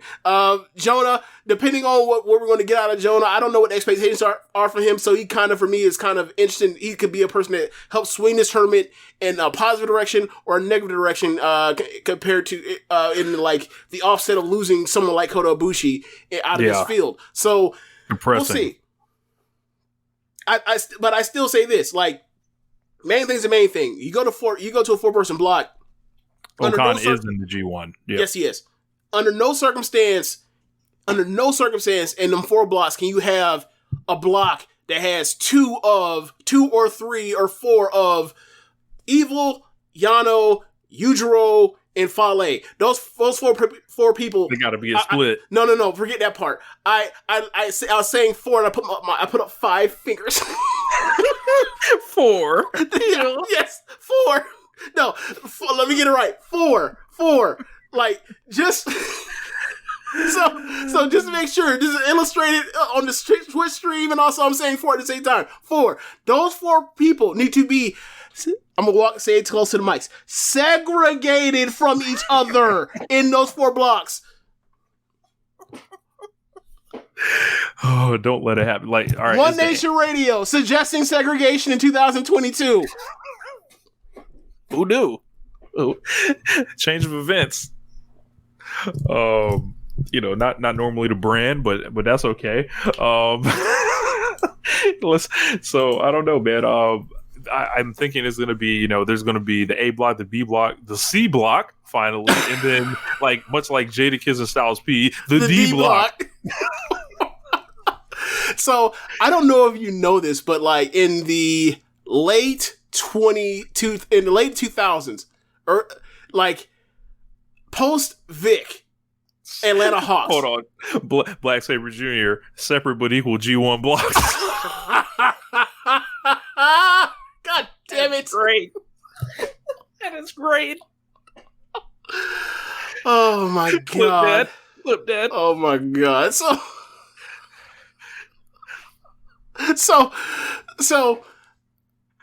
back during the beginning of the Matt Ryan era in the Atlanta Falcons, like their defense, they used to call themselves the D block, and like they were, because the locker rooms in football are always segregated, like between offense and defense, like anyway, why segregation keeps being brought up? But anyway, like they would have like Matt Ryan who can play guitar, acoustic guitar, obviously. Like he would go hang out with them, and like they would just basically like while he's playing guitar, they would fuck around with him, and they'd be like, while he's playing guitar, all of a sudden they start chanting D block, D block.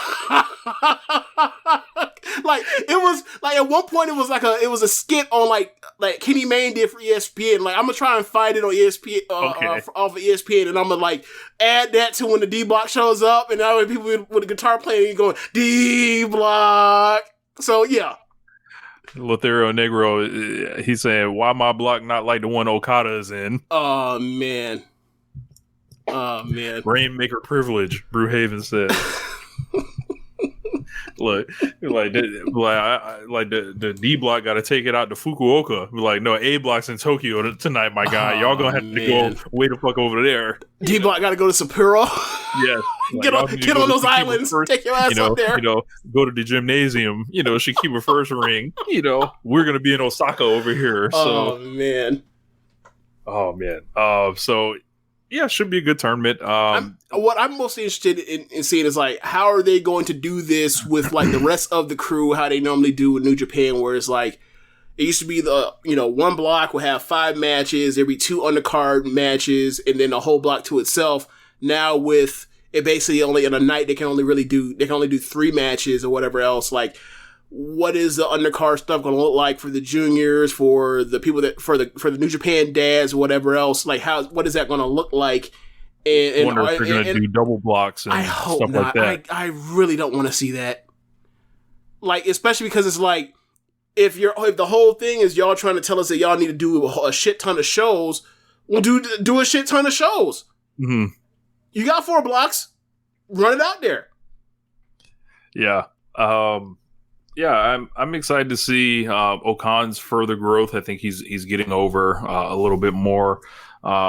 Jay White's first G1 as the champion. I'm very excited about El Phantasmo. I'm a big fan of his. He does a lot of like funny stuff, a lot of athletic stuff. Yeah. Excited to see Lance go back over to New Japan. I think we should probably talk about that too. Yeah. Like, I think a lot of people wanted some bigger AEW representation, but I would advise people, if you aren't familiar with like how over and how good a job Lance does in New Japan, prepare yourself. He's going to have an awesome tournament. Last time he was in the G1, he was awesome. 2019. He completely changed my opinion of him as a wrestler in 2019 in that G1. Completely changed it. Like, when him and Harry Smith were coming out here and they were throwing water into the crowd as I walked by, I used to fucking loathe them. And then, got the match in Dallas against Ospreay and then continued in that A block, and like he completely changed my opinion of him as a wrestler. Like he became one of the elite big men, like in wrestling.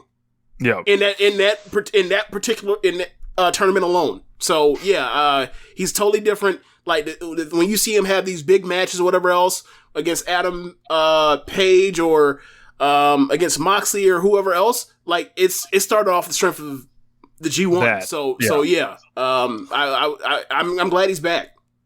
Yeah, and it seems like it would be kind of hard to get their hands on a lot of people that either A, don't want to go until people can cheer again, B, people not being able to be spared because like of injuries and things like that. So, and also the part where it's like if you are a top star that was in AEW that you want to see in G1, like you have to eat pins in a G1. Like you're gonna like they can start you out strong and then you take your loss. Like that's what happened with Moxley in 2019. Like he started 6-0 and then he lost his last 3 to end up out of there in the back stretch. But like you're going to eat L's. Lethero Negro says, as a Stardom fan, he's much more excited for the 5 stars loaded. Rich, did I not say something similar to this earlier today? I just responded in the comments. James shares your opinion. Okay. Yeah, it's just a fresher field, and like there's less. The floor is higher for matches because there's no Fale. There's no like 4 people that you just know are going to go out there and their job is to go out there and give you a quote unquote night off / suck. Mm-hmm. So since they got less matches now, can like they figure out that whole night off thing? Right. Like one thing I always wondered about that night off thing. What about the people in the other blocks? Like, they don't need no night off. I've always said that to you when they talk about Yano. I've always said that to you. Like, is Yano in the harder block on purpose? Is that how it's supposed to, play itself out there? I'm not sure, but who knows? I just remember he was in that B block in 2020 when it was literally like Tanahashi was great, Naito was very good, and then everything else was like okay to just a disaster. Like having Yano and Evil together in the same block was just should have been a war crime. It's a D block get no night off. They're working under substandard conditions in D block. That is great. D block working sun up to sundown. God damn it. D block out there like John Henry, like the boys out there trying to beat through the mountain with their arms. So is the D block like the new B block? Is that what this is now? I think it's worse. I think the B block was just for like, the tough ruffians, but like the D block is like, all right, the undesirables. Yeah, it's like, all right, y'all gonna have to make your own way, Sir Slam, they gotta sing their own theme songs to the ring. I mean, that kind of works for Taichi, kind of, but Yeah. That's crazy. Please let us know more things that the D block will have to do in the comment section. We will read off every single funny one. They gotta break down the ring. The young boys get a night off. Ain't no young boys for this. Y'all gotta set up and pack that shit up. So this is my question, right? So in theory, because Josh Smith from Keepin It Strong Style did mention that like he's been lobbying, or he said he would liked to have seen 4 blocks for a while now, and then like my immediate thought was like, oh, so for the, like basically recovery time, blah blah blah. And he was like, yeah, that's basically it. So if they go to basically 4 shows a week, and like they only have to wrestle 1 time a week or have 1 big singles match per week, I think like those 3 matches on per show is going to be great. So that's why like if they're going to do double block, I think that's unwise because like that's going to cut like 6 block matches are going to cut into their time to have matches that are out of this world. So like if you just do the 3, like all 3 of the matches can be great, and the undercard stuff can build towards whatever happens on next week's sets of black shows. So that's I hope that they do basically 4 shows a week. That's what I'm hoping for. And it would be funny if like the D block never got any weekend stuff. That'd be hilarious. So a couple other ones. D block finna work 24 hours like a McDonald's worker from Black Saber Jr. Brewhaven says D block has to work the ticket counter on the days when they don't wrestle. and the concessions. I said D Block got to sell their own merch. D Block has to pay. Participants had to pay for their own travel from Muzza and use their own cars. This is great. Wow. D Block got to get beaten up by Lance Archer on his way to the ring. Sir Sam. That's great. Oh my God. That is awesome. D Block has to lose to the All-Atlantic champion whenever they get crowned. Yeah. Wow. D Block, they only wear black trunks and black boots there. Can't wear your regular ring gear. No knee pads, full of Nokiism. Yes. Wow.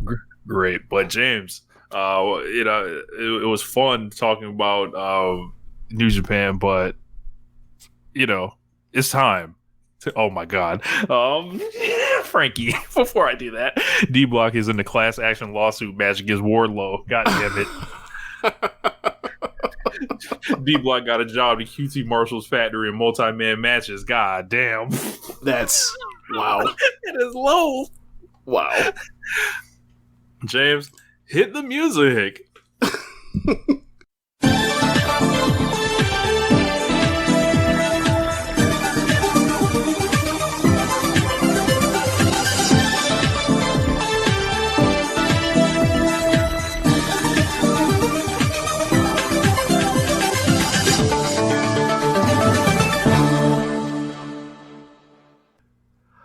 All right, so Stardom last weekend, not the 11th and 12th, but the 6th and the 5th, was the start of the qualifying tournament for the Grand Prix.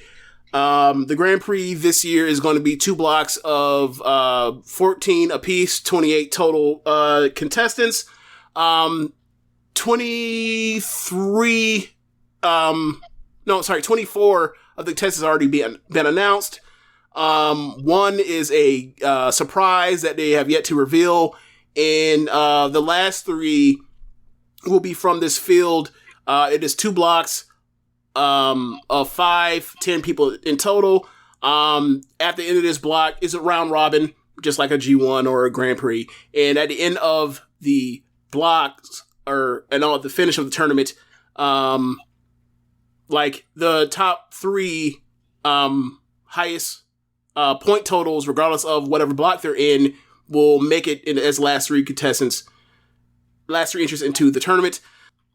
Okay, so in the A block, you have Rina, Ami, Waka, Kogo, Miyu Amasaki. Those are the 5. And then in the B block, you have Rawaka, Mai Sakurai, Lady C, Hina, and Ida. So, so far, in the first 2 matches on the 4th, or actually I'm just gonna go through the that section first. All of the first weekend's shows of that, or matches of that. So you ended up having Ami versus Amasaki, where Amasaki ended up finishing her with a Blue Thunder Bomb. Decent match. I ended up giving it 2.5 stars. I think that Ami is like so far ahead of Amasaki, which makes sense because she's far more experienced, but ended up winning. She ended up getting 2 points. Rina ended up facing Waka, and like this crowd was living and dying with Waka to get the W. Like this whole story of her fighting to get her first win, and like her getting these big kickouts where she looked like she should be absolutely destroyed by whatever she got hit with, whatever finishing move. She kicks out of it before eventually taking the L. Like the crowd is absolutely eating this up, and like at one point you feel like because she's so over, you want to during the match you want to get her the W, but it's also like, but what happens once she gets that W? Like, is it going to is everyone's like opinion of her and like the way they feel about her during her matches? Like, is that going to change? So it's almost like you gotta. It's a weird.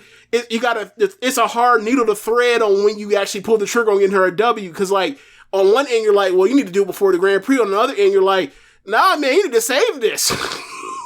and keep bottling this thing up. Like she stumbled. They've stumbled into something with this. Like you give her the win on the last day of the Grand Prix, right? I thought the same thing, but then they end up putting her in Maya in different blocks, so it doesn't even you don't even get that payoff you want when it comes to that. Gotcha. but we'll see where they put it. Like, it's gonna be somewhere where people are gonna enjoy it at some point this year. It's definitely gonna happen this year though. And then the last match of the tournament on the 4th was Ruaka versus Hina. They're going back and forth. Hina is like, she's a fraternal twin with Rina, but like their styles are so different in the ring. Like, Hina is like the full-on judoka, does all the throws, all of that stuff, and like she's trying to throw around Ruaka. Ruaka's not, sandbagging her. We didn't talk about that story. We didn't talk about that. Yeah, but just not having, no selling her stuff, and then at certain points finally giving weight to it, and then at the end, went for a Vader bomb.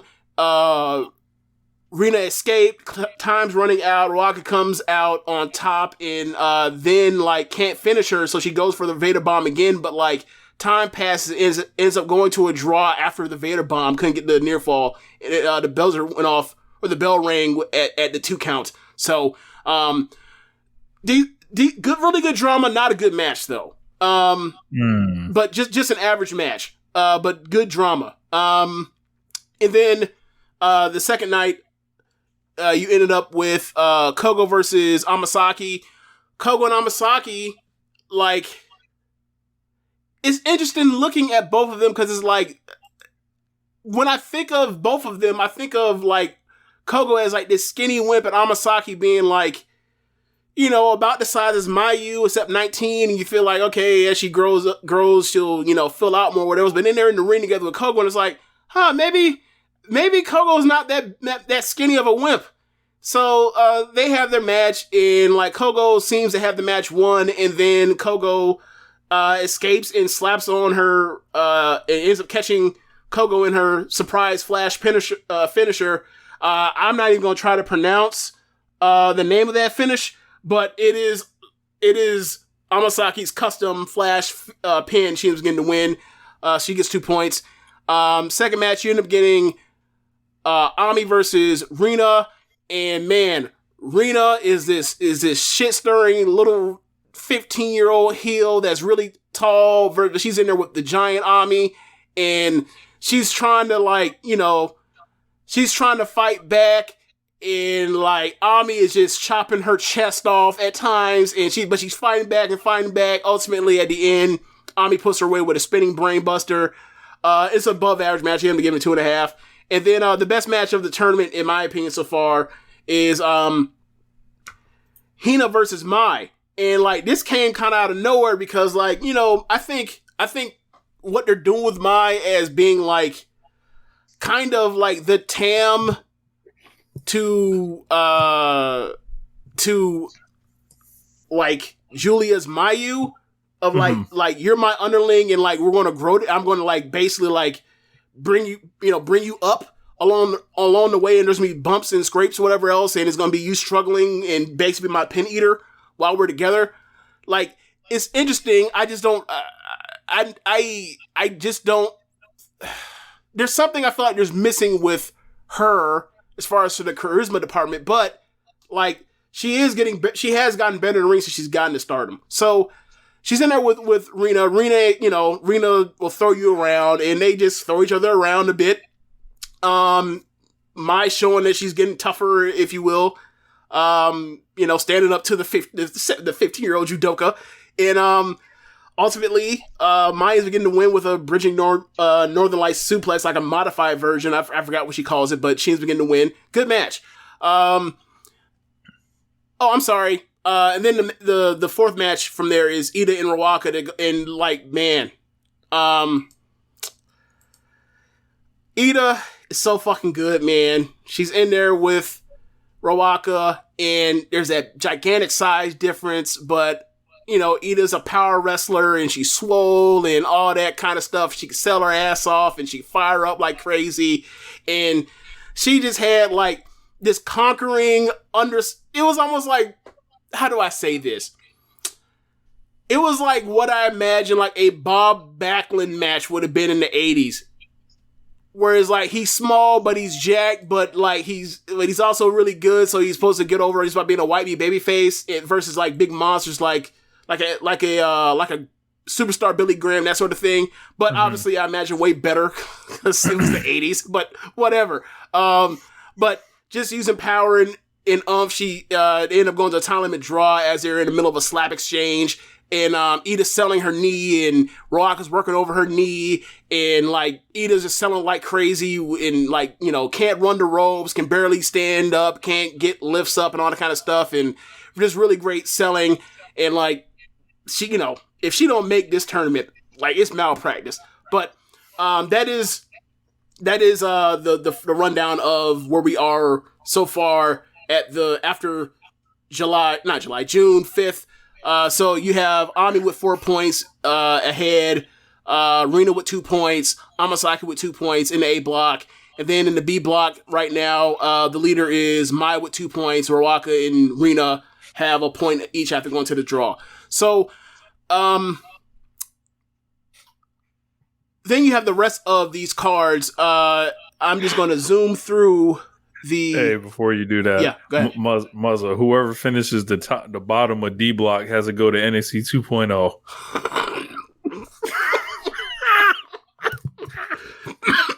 Holy shit! That is no. Whoa.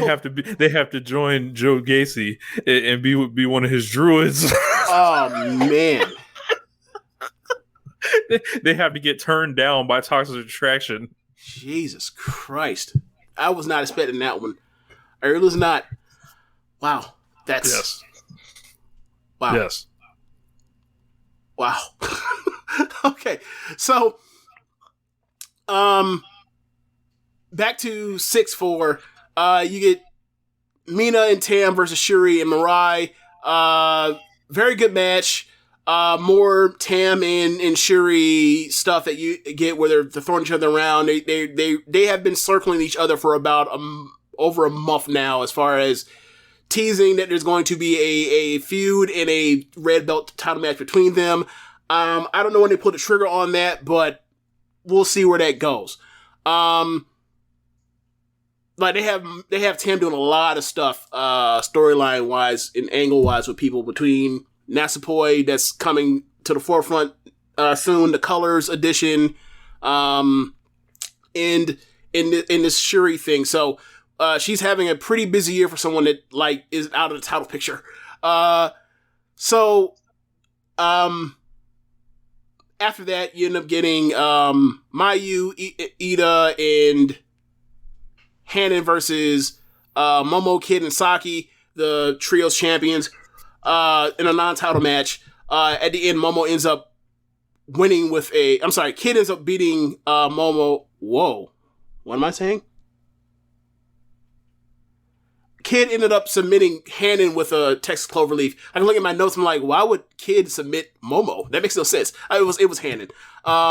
Very good match. Ended up giving it 3.5 stars. Then the main event of the show of 6-4 was Utami, Kamatani, and C versus Micah, Natsupoi, and Himeka. And like they basically paired up Natsupoi with Kamatani because of their white belt title match or whatever else a few months ago. End up with Himeka versus Utami. And then you end up having Micah versus Lady C. And the whole point of the match was show Himeka and Utami basically bomb throwing and shoulder tackling each other and all that kind of stuff. Showing the high speed stuff and flying stuff between Natsupoi and Kamatani. And then coming down to Lady C trying to stand up to Micah. And given, their kind of relationship before Lady C decided she wanted to be in Queen's Quest, and like Micah being so nice to her and always accommodating her and wanting her to come to Donna Nomada before she eventually decided on Queen's Quest. And like at the end, Micah ends up putting away Lady C after a bunch of near falls from Lady C and end up hitting her with a Michinoku driver. And then that gets on the mic and notes it like, you know what? You have improved since you joined Donna or Queen's Quest, but it seems to me like you're kind of stuck in this rut so far right now where like you're in the main event now. You're in main events now, but you lose all the main events every time you're in them. Like, are you satisfied where you are? Are you frustrated? And Lady C shouts that she's frustrated and she walks off. Like, I think that Micah is, you know, kind of like last year when there's someone that's frustrated in a kind of at a sticking point or a crossroads, kind of being like, hey, you sure you don't want to come to Dono Mondo? Like, cause this happened with last year with Momo right before the Grand Prix, where it's like, I know you see you getting frustrated. Like, you sure you don't want to come to Dono Mondo? You know, we'll be nice to you.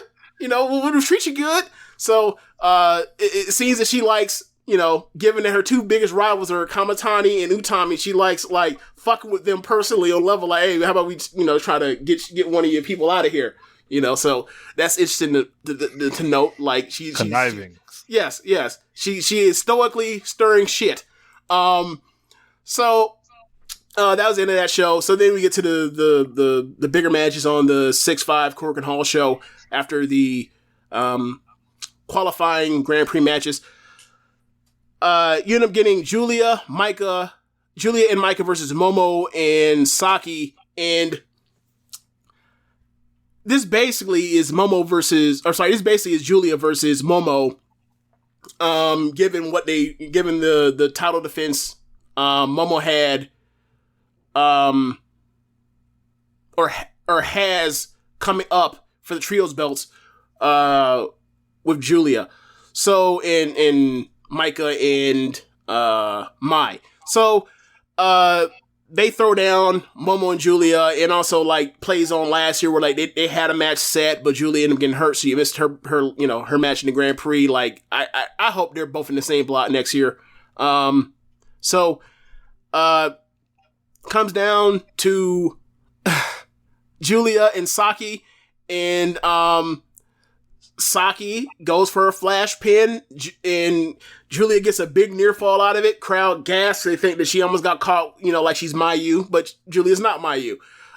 Then match continues. Julia almost gets caught in it again, but she reverses out, and then she ends up basically sitting down on the pin, and ends up basically reversing or cutting off her roll through for the crucifix pin, and ends up pinning Saki. So then after the match, actually, no, they weren't set for this match. This match sets it up. So Julia pins one of the trios champions and says, hey, like, I just pin you. You're a champion. I want your belts. I'm in here with Micah. Micah was just a trios champion. I know she wants her orange belt back. I just need a third. So naturally, Mai's right there. Mai says, me. She's a pick me, if you will. So, Julia, Micah, and Mai will be having a trios match for the belts versus Momo, Saki, and Kid on the 26th, except for the 26th. So, next match after this, you end up getting Shuri and Mirai versus Natsupoi and Himeka. And man, like, Shuri and Natsupoi go at it after they start the match with Mirai and Natsupoi kind of playing off what they did in the semifinals of the Cinderella tournament. And then they put Shuri in there and tags in, and Shuri does her normal thing, but man, she hit with one of those kicks after a snapmare. She hit Natsupoi in the back, one of those kicks. It's this, like, the only people I've ever seen her hit people that hit that hard was like Utami and Mirai. And I'm like, well, they got like 40 pounds on Natsupoi. You trying to break her ribs? What are you doing? She fucking killed this woman, and Natsupoi sold it like death. And look, I don't know how much that was selling, how much that was just feeling. Because that shit, like, it hurt. And that set the table for the rest of the match. Like, they're going at it. They end up tagging out. You end up getting awesome section of lariats with Mirai and Himeka, but they end up getting back to Natsupoi and Shuri, and they're the legal people, and they end up brawling outside, and they end up, hitting each other with a bunch of moves, and ultimately, like, it sets up where Natsupoi goes in this string of hitting drop kick after drop kick after drop kick that sends them bumping on the floor, the parquet floor of Kurikan Hall. Like, they're leaving the mat, they're going further and further up towards the aisleway, towards, like, those ramps, or those entrances from the sides. Right. And, like, they're getting further and further away as the count keeps going. And then you see it from a different camera angle. You see out on the floor by them, you see Himeka and Mirai throwing down. And then, like, it basically turns into, like, it gets so heated and they're blowing so much that, like, they just lose track of the count. And they end up both getting a double count out. And but it went 6 minutes. So I was like, fine, you didn't kill super long or whatever else. Obviously, you don't want to beat any of these four or whatever else in this undercard match. It went 6 minutes. It was contested. It was hot. And then they beat the shit out of each other, and I'm like, I was fine. And then, like, after that, Shuri says, "Hey, I know Donald Domando just made themselves the challengers for the trios belts, but, like, we just went to, like, 2/3 of God's Eye just went to a time limit draw, or not a time limit draw, went to a double count out." A draw with the former, or 2/3 of the former trios champions, like, in another version of Donald Armando just about to get another title shot. Fuck that. Like, put us in the match too. Make it a triple threat trios match. And then everyone comes out, the Julia section, the champions from Oda Tade came out and was like, fine, you want to do that? Fine by me. Julia was pissed because she's like, really? You gonna have everything? You gonna leave me? You had a red belt? You gonna take Mirai? And I'm getting a title shot for these trios belts. You want the trios belts back? I'm sick. She's pissed. Starlight Kid seems to see that and enjoys it. It was like, well, fine. Like, if y'all want to get involved or whatever else, fine by us. Y'all gonna beat each other up, and we'll try to, pick up the scraps in the middle of the match and win the belts. So, or retain the belt. So that's been set up for the 26th. And then you get the last two matches of the show. Rich, you saw these two matches, correct? Yes. All right. So, semi-main event: Mayu Stars versus Queen's Quest. Mayu, Hazuki Kaguma, and Hanan versus Utami, Kamatani, Azumi, and Lady C. And they had a party match. They had a Quattros party match. This could have been an AEW. This was like the Young Bucks can't put this shit together. They're doing so dives off the 4 corner posts and shit, yes, like at the same time. That was pretty funny. Yes, and they got the camera angle to get it all right together. There's a spot where they have Azumi, I believe, either Azumi or Lady C is the legal person, I can't remember, but it's breaking down. People are all around the ring except for legal people. They're all on the floor brawling and making plays. And then you have Lady C do basically like go towards the corner. Azumi gets on the top rope. She then climbs onto Lady C's shoulders. She crouches as Lady C walks her towards the opponent. I believe it was Hanan. And she's going for a diving double foot stomp off of Lady C's shoulders. Lady C's 5'10". She's taller than the top rope, so it's going to be devastating. Hazuki sees it, and she says, nah, fuck that. She does a springboard missile drop kick that missile drop kicks Azumi off of Lady C's shoulders, and like Lady C was way too close to the ropes, so like the only way for this drop kick to happen and work is if like Hazuki knowingly sets herself up to land in a position where she's going to land basically like on her neck. Right. She does it any fucking way. She doesn't care because she's out of her mind. I'm just like, wow. So that was a really cool spot. Then, as you mentioned, the dives. And then, by the end of it, you end up with Kaguma and Azumi in it. They basically finish it out with a high-speed match. And Azumi seemingly had the match won, but Kaguma ends up catching her with a rolling Kuma roll, like her rollover, bridging, schoolboy deal, and she gets the win. I get these 4 flat stars. I love this match. Yeah, I'll probably say like 3.75 or 4. I thought Kaguma looked great in this match. Yeah. She was kind of like just bumping hard and like and moving like I was impressed with her. Yeah. So after this match, Kaguma wins, and it's not the usual bear stuff you see. She so she says, "Hey, I just want so I have a suggestion. Like early December at the pay-per-view in early December, we had a trios elimination ladder match, and I flew off the top of the ladder in the ring and landed on people on the floor.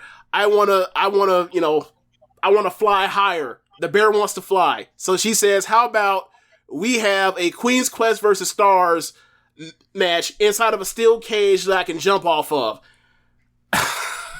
So foolish. So it's Hazuki and it's Mayu, and these two people are insane, certifiably insane. Some of the stuff they've done in their careers.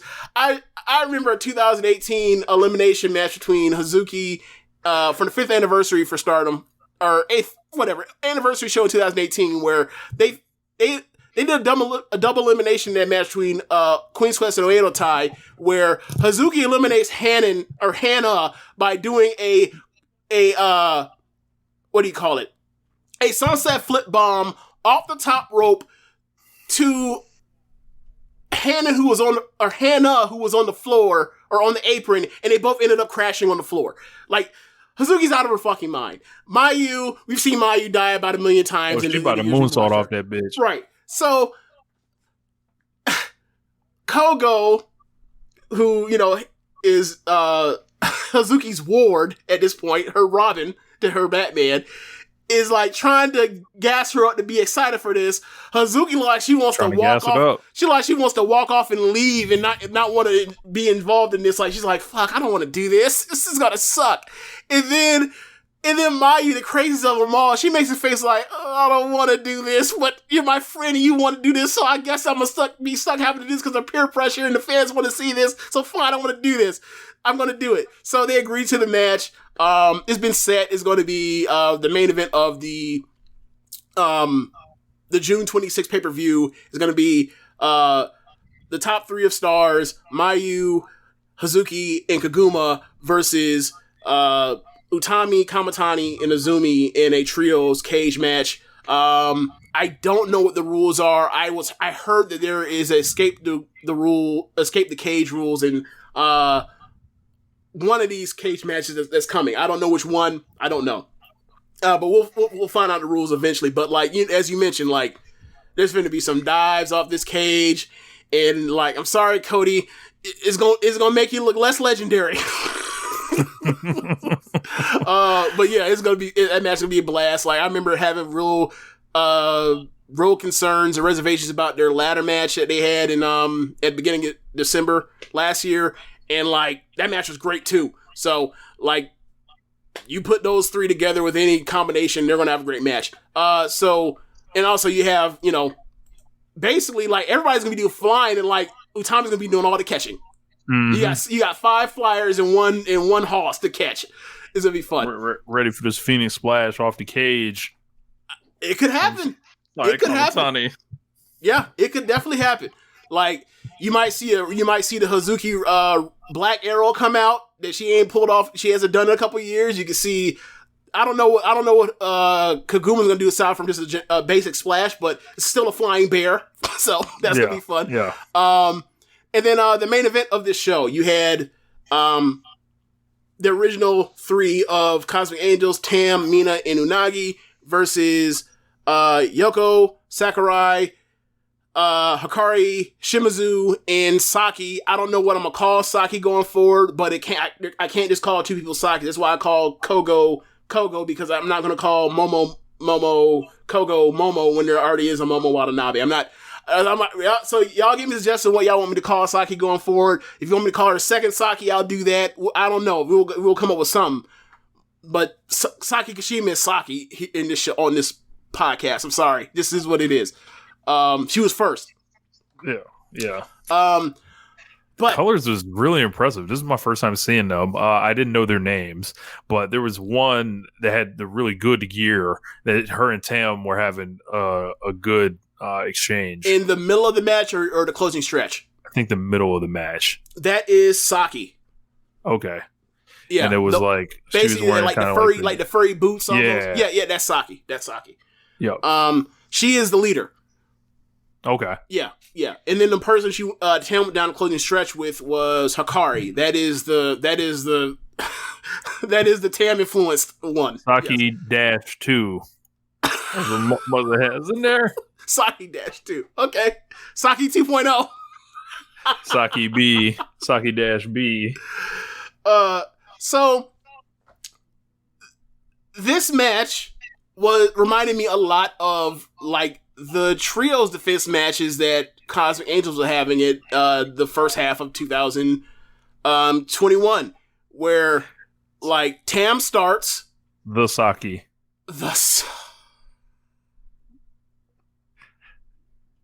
A la Bret Hart. That's not what he meant, and you know it. I think he meant the Saka the same way that everyone else that we know talks about the Mina. Mina, yeah. Yeah. Look, and I gotta be honest with you, like, I don't necessarily disagree with that. I don't. But moving forward, reminded me a lot of their of the Cosmic Angels classic defenses, if you will, in that fashion of Tam starts, then gives the rest to the opportunity for the rest of the match to in the middle of the match to Mina and to Unagi, and then Tam takes it home down the closing stretch. And from that basic perspective, it fits in that line. I think the key difference is similar to the their title challenge against My Himapoi a month or so ago. Like, they went down that same path, but they told the story of like Tam is getting worn out from doing these closing stretches in there, and like it's going to have to take more than just the typical what they've always done. It's going to take Mina and Unagi to step up at times during this match to kind of hold momentum for them. So like Tam was too beat up when it was time for them, when they basically got all of Colors on the floor, and they normally do the tandem, like volleyball or cheerleader throw where they throw Tam off the apron way up in the sky for a dive, and then they go to the closing stretch normally. Like, Tam was too beat up to do it, so like Unagi and Mina have to do the dives themselves and also do like a double, I think they did Unagi did a double code breaker on the floor. So hey, Lothero Negro, she fits the Cosmic Angels criteria, so yeah. I just looked up. Saki's 34 years old, apparently. Yeah. Yes, so is she like right? Yeah. Okay. Yeah, she fits the guidelines, if you will. So the main story of this match is Tam versus Hikari Shimizu. Hikari Shimizu. I may have told this story before on the podcast, but I don't know. But basically, like, she was a singer, and she got asked to watch a Act Res Girls show at the beginning of the promotion in 2016. And at that show, she came to the show and watched Tam get destroyed by Kaoru Ito, former All Japan Women's Wrestler who had wars in the mid-card, or upper mid-card with Manami Toyota, some of my favorite matches from All Japan Women, right? Mm-hmm. She's basically like Bam Bam Bigelow with no moonsault. But instead of the moonsault, she does diving double foot stomps. Like, she's a bruiser. That's the best way to explain it. She's a bruiser. Gotcha. This is so she's there to see this match, and she basically watches Ito just basically mollywop Tam, and Tam basically fight for her life, right? And that impressed upon her something to make her inspire her to want to continue to wrestle. And then when she debuted for At Rest Girls, she debuted versus Tam, and then Tam ultimately ended up leaving in 2017 for Stardom. So now that Rust Girls has transitioned out of the legitimate fake fighting game, and they're now onto the full actress wrestling or play wrestling thing. There's been a bunch of additions on the Stardom end from talents like Ami, like Waka, like Mai Sakurai into Stardom. And then there's been other people that have, gone to freelance, the full-on freelance thing or whatever else. But other people will try to figure out what they want to do. And those three, or four, it's actually four of them. There was one that wasn't there. They decided, like, they want to continue doing this, so they're freelancing all around the circuit. Like, so, Colors also works. They also do Ice Ribbon, which they really need. Ice Ribbon really needs them right now. Saki, Colors also does Nomads. Saki was in the semi-main event of Nomads' first show, and like they're all around. So that basically sets the backdrop of the story was between Hikari and Tam, and basically what they did was Tam in this instance becomes Ito, and Hikari is young Tam, and Tam just fucking destroys her multiple times with kicks, and like Hikari is just like fighting to her feet and like trying to like oppress upon Tam, like, I'm here because of you, and Tam's like, I appreciate that. Hold this foot across your jaw. Hold this foot across your forehead. I don't care. Like, I'm perfectly okay with murdering you leaving you dead out here in this ring. Hikari fights back, and fights out of getting a violet screwdriver, and staves off, and like gets a couple near falls, whatever else. But ultimately, at the end, Tam says enough of this, finishes her off, drops her with the violet screwdriver, murders her, and pins her. And the rules of the match was whoever won had to be absorbed into the other unit. The match was to impress upon, like, basically, like, these are the two in Joshi anyway, or in that I watch. Like, these are the two, what do you call it? For lack of a better word, I'm going to say prissy, pretty, cute, idly is the word. These are some of the most idly acts you'll see in Joshi. But they can actually throw down. Obviously, with Tam and Cosmic Angels, that's been their whole thing, is like, they are there to be the underdogs and get their ass whooped as the pretty girls and whatever else, and they fight for respect. Colors, same thing. So they have this fight to try to show you, like, there are a bunch of pretty girls in the Joshi scene, in the idol scene, or whatever else in Joshi, and like, we can come out here and scrap like dogs if need be.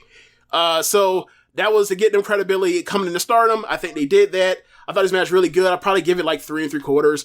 And then at the end, like, because Unagi is such a shithead, she said, like, like, I wanted to make you my minion for whatever reason. And Unagi wanted to make Saki a minion, a goon, if you will. And like, Tam was like, you know what? I think they proved enough in this match. Like, we're not jerks. Like, we're not going to, or I'm not a jerk. I don't know about Unagi, but I'm not a jerk. Like, as far as your business outside of Stardom, you can do whatever you want. But when you're here, like, I want y'all here with us. And like, you're not going to be, like the B team, Cosmic Angels. We're not going to treat you like shit. You're going to be equals to us. And I want us to become basically a family, because, Dom Toretto, Fast and Furious, it's all about family. There actually is a Dom Toretto Fast and Furious meme with Cosmic Angels with Tam. Oh man. Yes. It was from when Unagi and me were fighting over the future belt last year. And like, at the end of the night, like, Tam put them together, like, to make up. Like, they basically put both of their heads through a t-shirt and rolled a t-shirt. This is our get along shirt.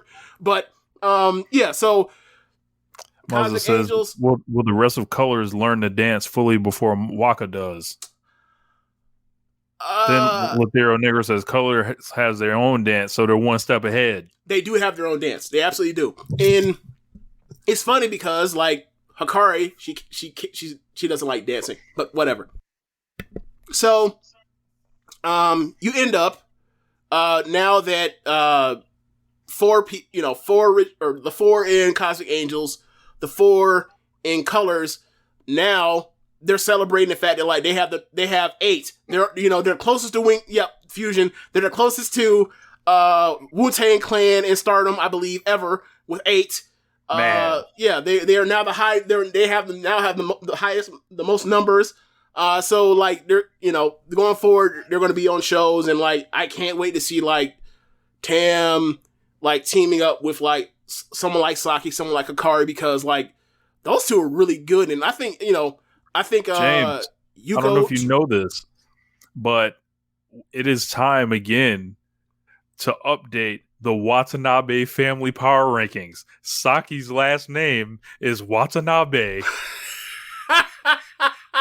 That's fantastic. All right, so let's do it. We're at 4 now, right?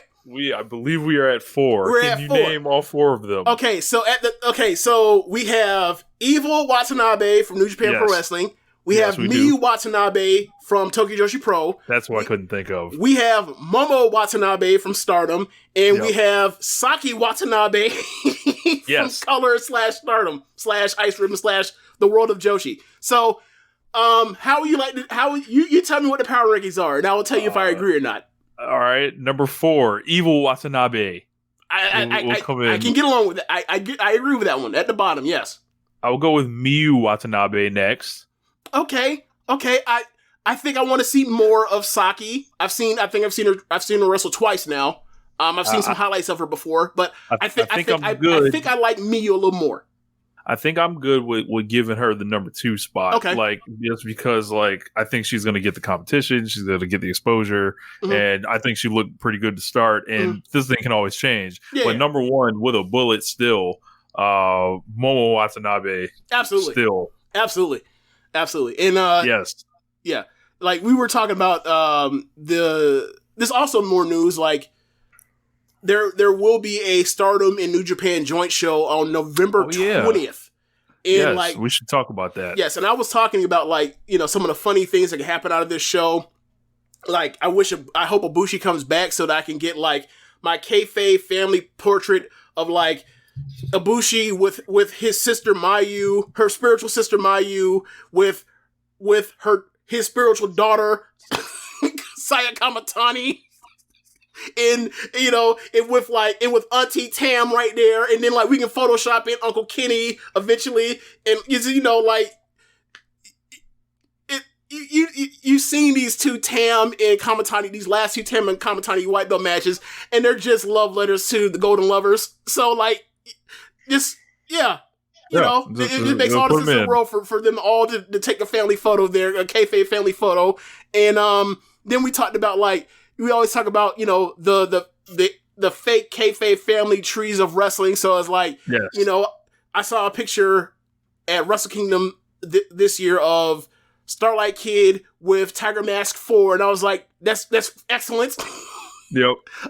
So like, what I want to see is like, because they're both evil now, like I want to see the Watanabe kayfabe family tree. I want to see Evil and Momo together. Like, I don't know how that works, given that, like, I don't know if, Momo says, like, whatever happened with you and EO, like, I don't talk to you no more, but, like, if they can get past that, like, I want to see the Evil Watanabe family, Christmas photo, or photo card. I want to see that. Yep. Yeah, I want them both wearing the full haberdashery from the entrance, too. So, like, you got the jackets together. Yes. And the crazy makeup. They both wear crazy makeup. But yeah, so I don't know what they're planning on doing at the press conference. Sonata and Micah can practice their stoicness together. Oh my god! There's just so many we can think of. No, I want to see you, Tommy. I want to see you, Tommy, in her in her robe next to Okada in her robe. Oh yeah, I want to see that. No question. Yeah. It was Tanahashi from the New Japan side there for the press conference, and it was Starlight Kid and Mayu. Desperado and Kid. That would be funny. And then Hiromu and Azumi. Oh man. Julia and Naito. Oh man. Yeah, I guess so. Yep. Can we? I mean, I don't know if he'll come over here for it, but like, I like to see Shibata and Shuri together. Yeah. Well, I think we've seen it before, but like, Yano and Death. Jesus. Who suggested that? Was that Muzza? Yes. Fucking Muzza. Fucking guy. So, okay, so move on. So basically, Yoshihashi and Saki Kashima. I thought you were gonna say Yoshihashi and like Walker or something like that. Nah, that's Master Wato. Oh my god. Oh my god. Oh my god. Gross. So during the press conference, Kid and Mayu are both saying things on the lines of like, we want mixed tag matches. So like the idea of that would be very cool. And then like Mayu, I don't know if she really believes this, but she was like, the whole point of this is like, she hopes that like Stardom eventually surpasses New Japan. And I was like, I mean, as far as the floor, as far as quality, the floor is a lot higher in Stardom than New Japan these days. That's funny. So, but whatever. Like, I know what she means. Obviously, like, I don't think that's ever going to happen. But like, I think that like there is a path to them getting on TV, and once they get on TV, like it's going to change. Like even from the success they've had, like in the last 2 years, or since Bushiroad's bought them, as far as how far they came as far as their popularity, like domestically, like it's going to shoot through the roof and whatever else. But I think there's a road to that. And like if you had told me when I first started watching Stardom that like they were going to get on TV when they were month pay-per-view 700 people in Corrigan Hall. Mm-hmm. Wouldn't have believed it, but I think that's where they're headed over the next few years. We'll see though. So be on the lookout for that in November, and I think they're gonna try to load that up, and I think they're gonna try to embarrass New Japan from top to bottom on that card. And New Japan fucks around and thinks it like a game. Like, look, I know. Here's why I know who won't be surprised and won't be caught lacking out here during the New Japan Stardom show. Will fucking Ospreay, because he fucking knows. Like, yeah. He knows. He will not be sleeping at the wheel. Right. So, like, he ain't finna go out here and get embarrassed by Azumi. Not happening. So, like, yeah. So, from that perspective, I know that there's one person that knows what's up. But everybody else, like, it could be in the middle of that show where all of a sudden you get, like, 4 matches through and be like, damn, bro, you just threw Yano out there. What did they just have out there? Oh, they just put Mariah out there with, like, NASA Boy or some shit like that. And be like, oh, okay. All right, well, maybe it'd be like, damn, bro, like, they didn't, like, New Japan didn't catch up until, like, the main event. So, like, they better bring it, because if they act like they, it's just women's wrestling, they will get fucking embarrassed. So, like, that match, that show has no choice but to be great, because if it ain't great, it will not be the Stardomers' fault. It will be New Japan Pro Wrestling. James laying down the gauntlet. And man, after it happens, if it does happen, I will treat them the same way what happened at the Madison Square Garden G1 Supercard, where it was like Ring of Honor had no business being in the building. Lock the doors. Yeah. Like, now granted, like, they'll do better. I'm pretty sure Madison Square or New Japan will do far better than the Ring of Honor thing. But my point is the same. Like, this is a competition whether they know it or not. And they better treat it as such. Otherwise, it's going to be bad for them. You don't know you're already in the fight, so swing first? Yeah. Let's start them swinging first. You know they're going to swing first. It's a bunch of go-hards. Like, yeah, so, and man, like... So what you said is like, Josh Smith with the copium. Yes, that's what I'm saying. Oh, man. Josh Smith with the copium. Yes. So, it only was 7 minutes. Josh. It doesn't matter, was the match great or not? So yeah, what was I? Yeah, so I think that show's gonna be great. I can't wait to see it or whatever else. And like, we talked about I forgot what his name was that gave us the funny little skit thing talking about New Japan X Stardom. AEW X New Japan, like Stardom X New Japan, like that. I'm more interested in seeing that show right now, given that like I feel like we'll have a Bushi. I think there's a chance, like there's way more of a chance that we'll have a Bushi than now. Ibushi is. Will you be shocked? Will you be shocked if he showed up at Forbidden Door? Yes, absolutely shocked. Yeah, I feel like we're way more likely to see Kenny Omega at Forbidden Door. Yeah, maybe. I don't know. Like now that Okada's not like the champion, it's like, well, he's gonna walk out on Jay White. See, it's always less exciting. It's always less exciting. Like no matter what situation it is. Oh man. Yeah, so I mean that's pretty much it for Stardom.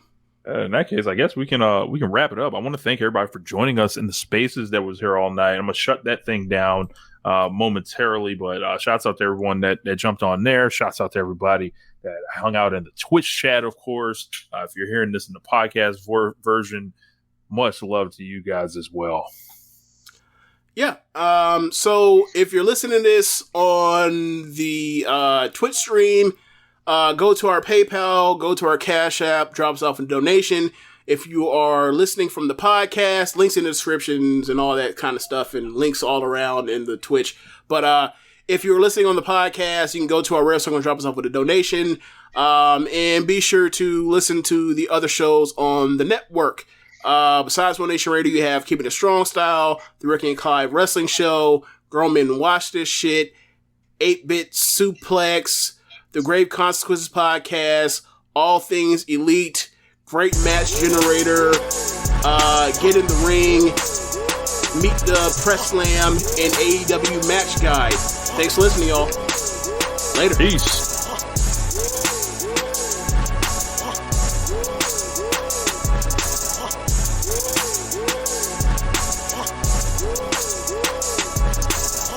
What's that place you've always wanted to try? Well, you're there. Sharing plates with just one bite. Or on second thought, maybe not sharing. It's that good. When you're with Amex, it's not if it's going to happen, but when. American Express. Don't live life without it. Target has Laundry Day covered because they offer a great selection of concentrated Tide Pods to help with all your laundry needs. Tide Pods clean, freshen, and help rejuvenate your clothes with odor fighters and stain removers. Did you know Tide Pods clean better than the leading liquid bargain detergent? Tide Pods are powerful enough to make your whites white and your brights bright, even in cold water. Just toss in 1 Tide Pod for small loads, 2 for medium, 3 for large. It's that easy. For great value and convenient pickup options, get Tide Pods today at Target.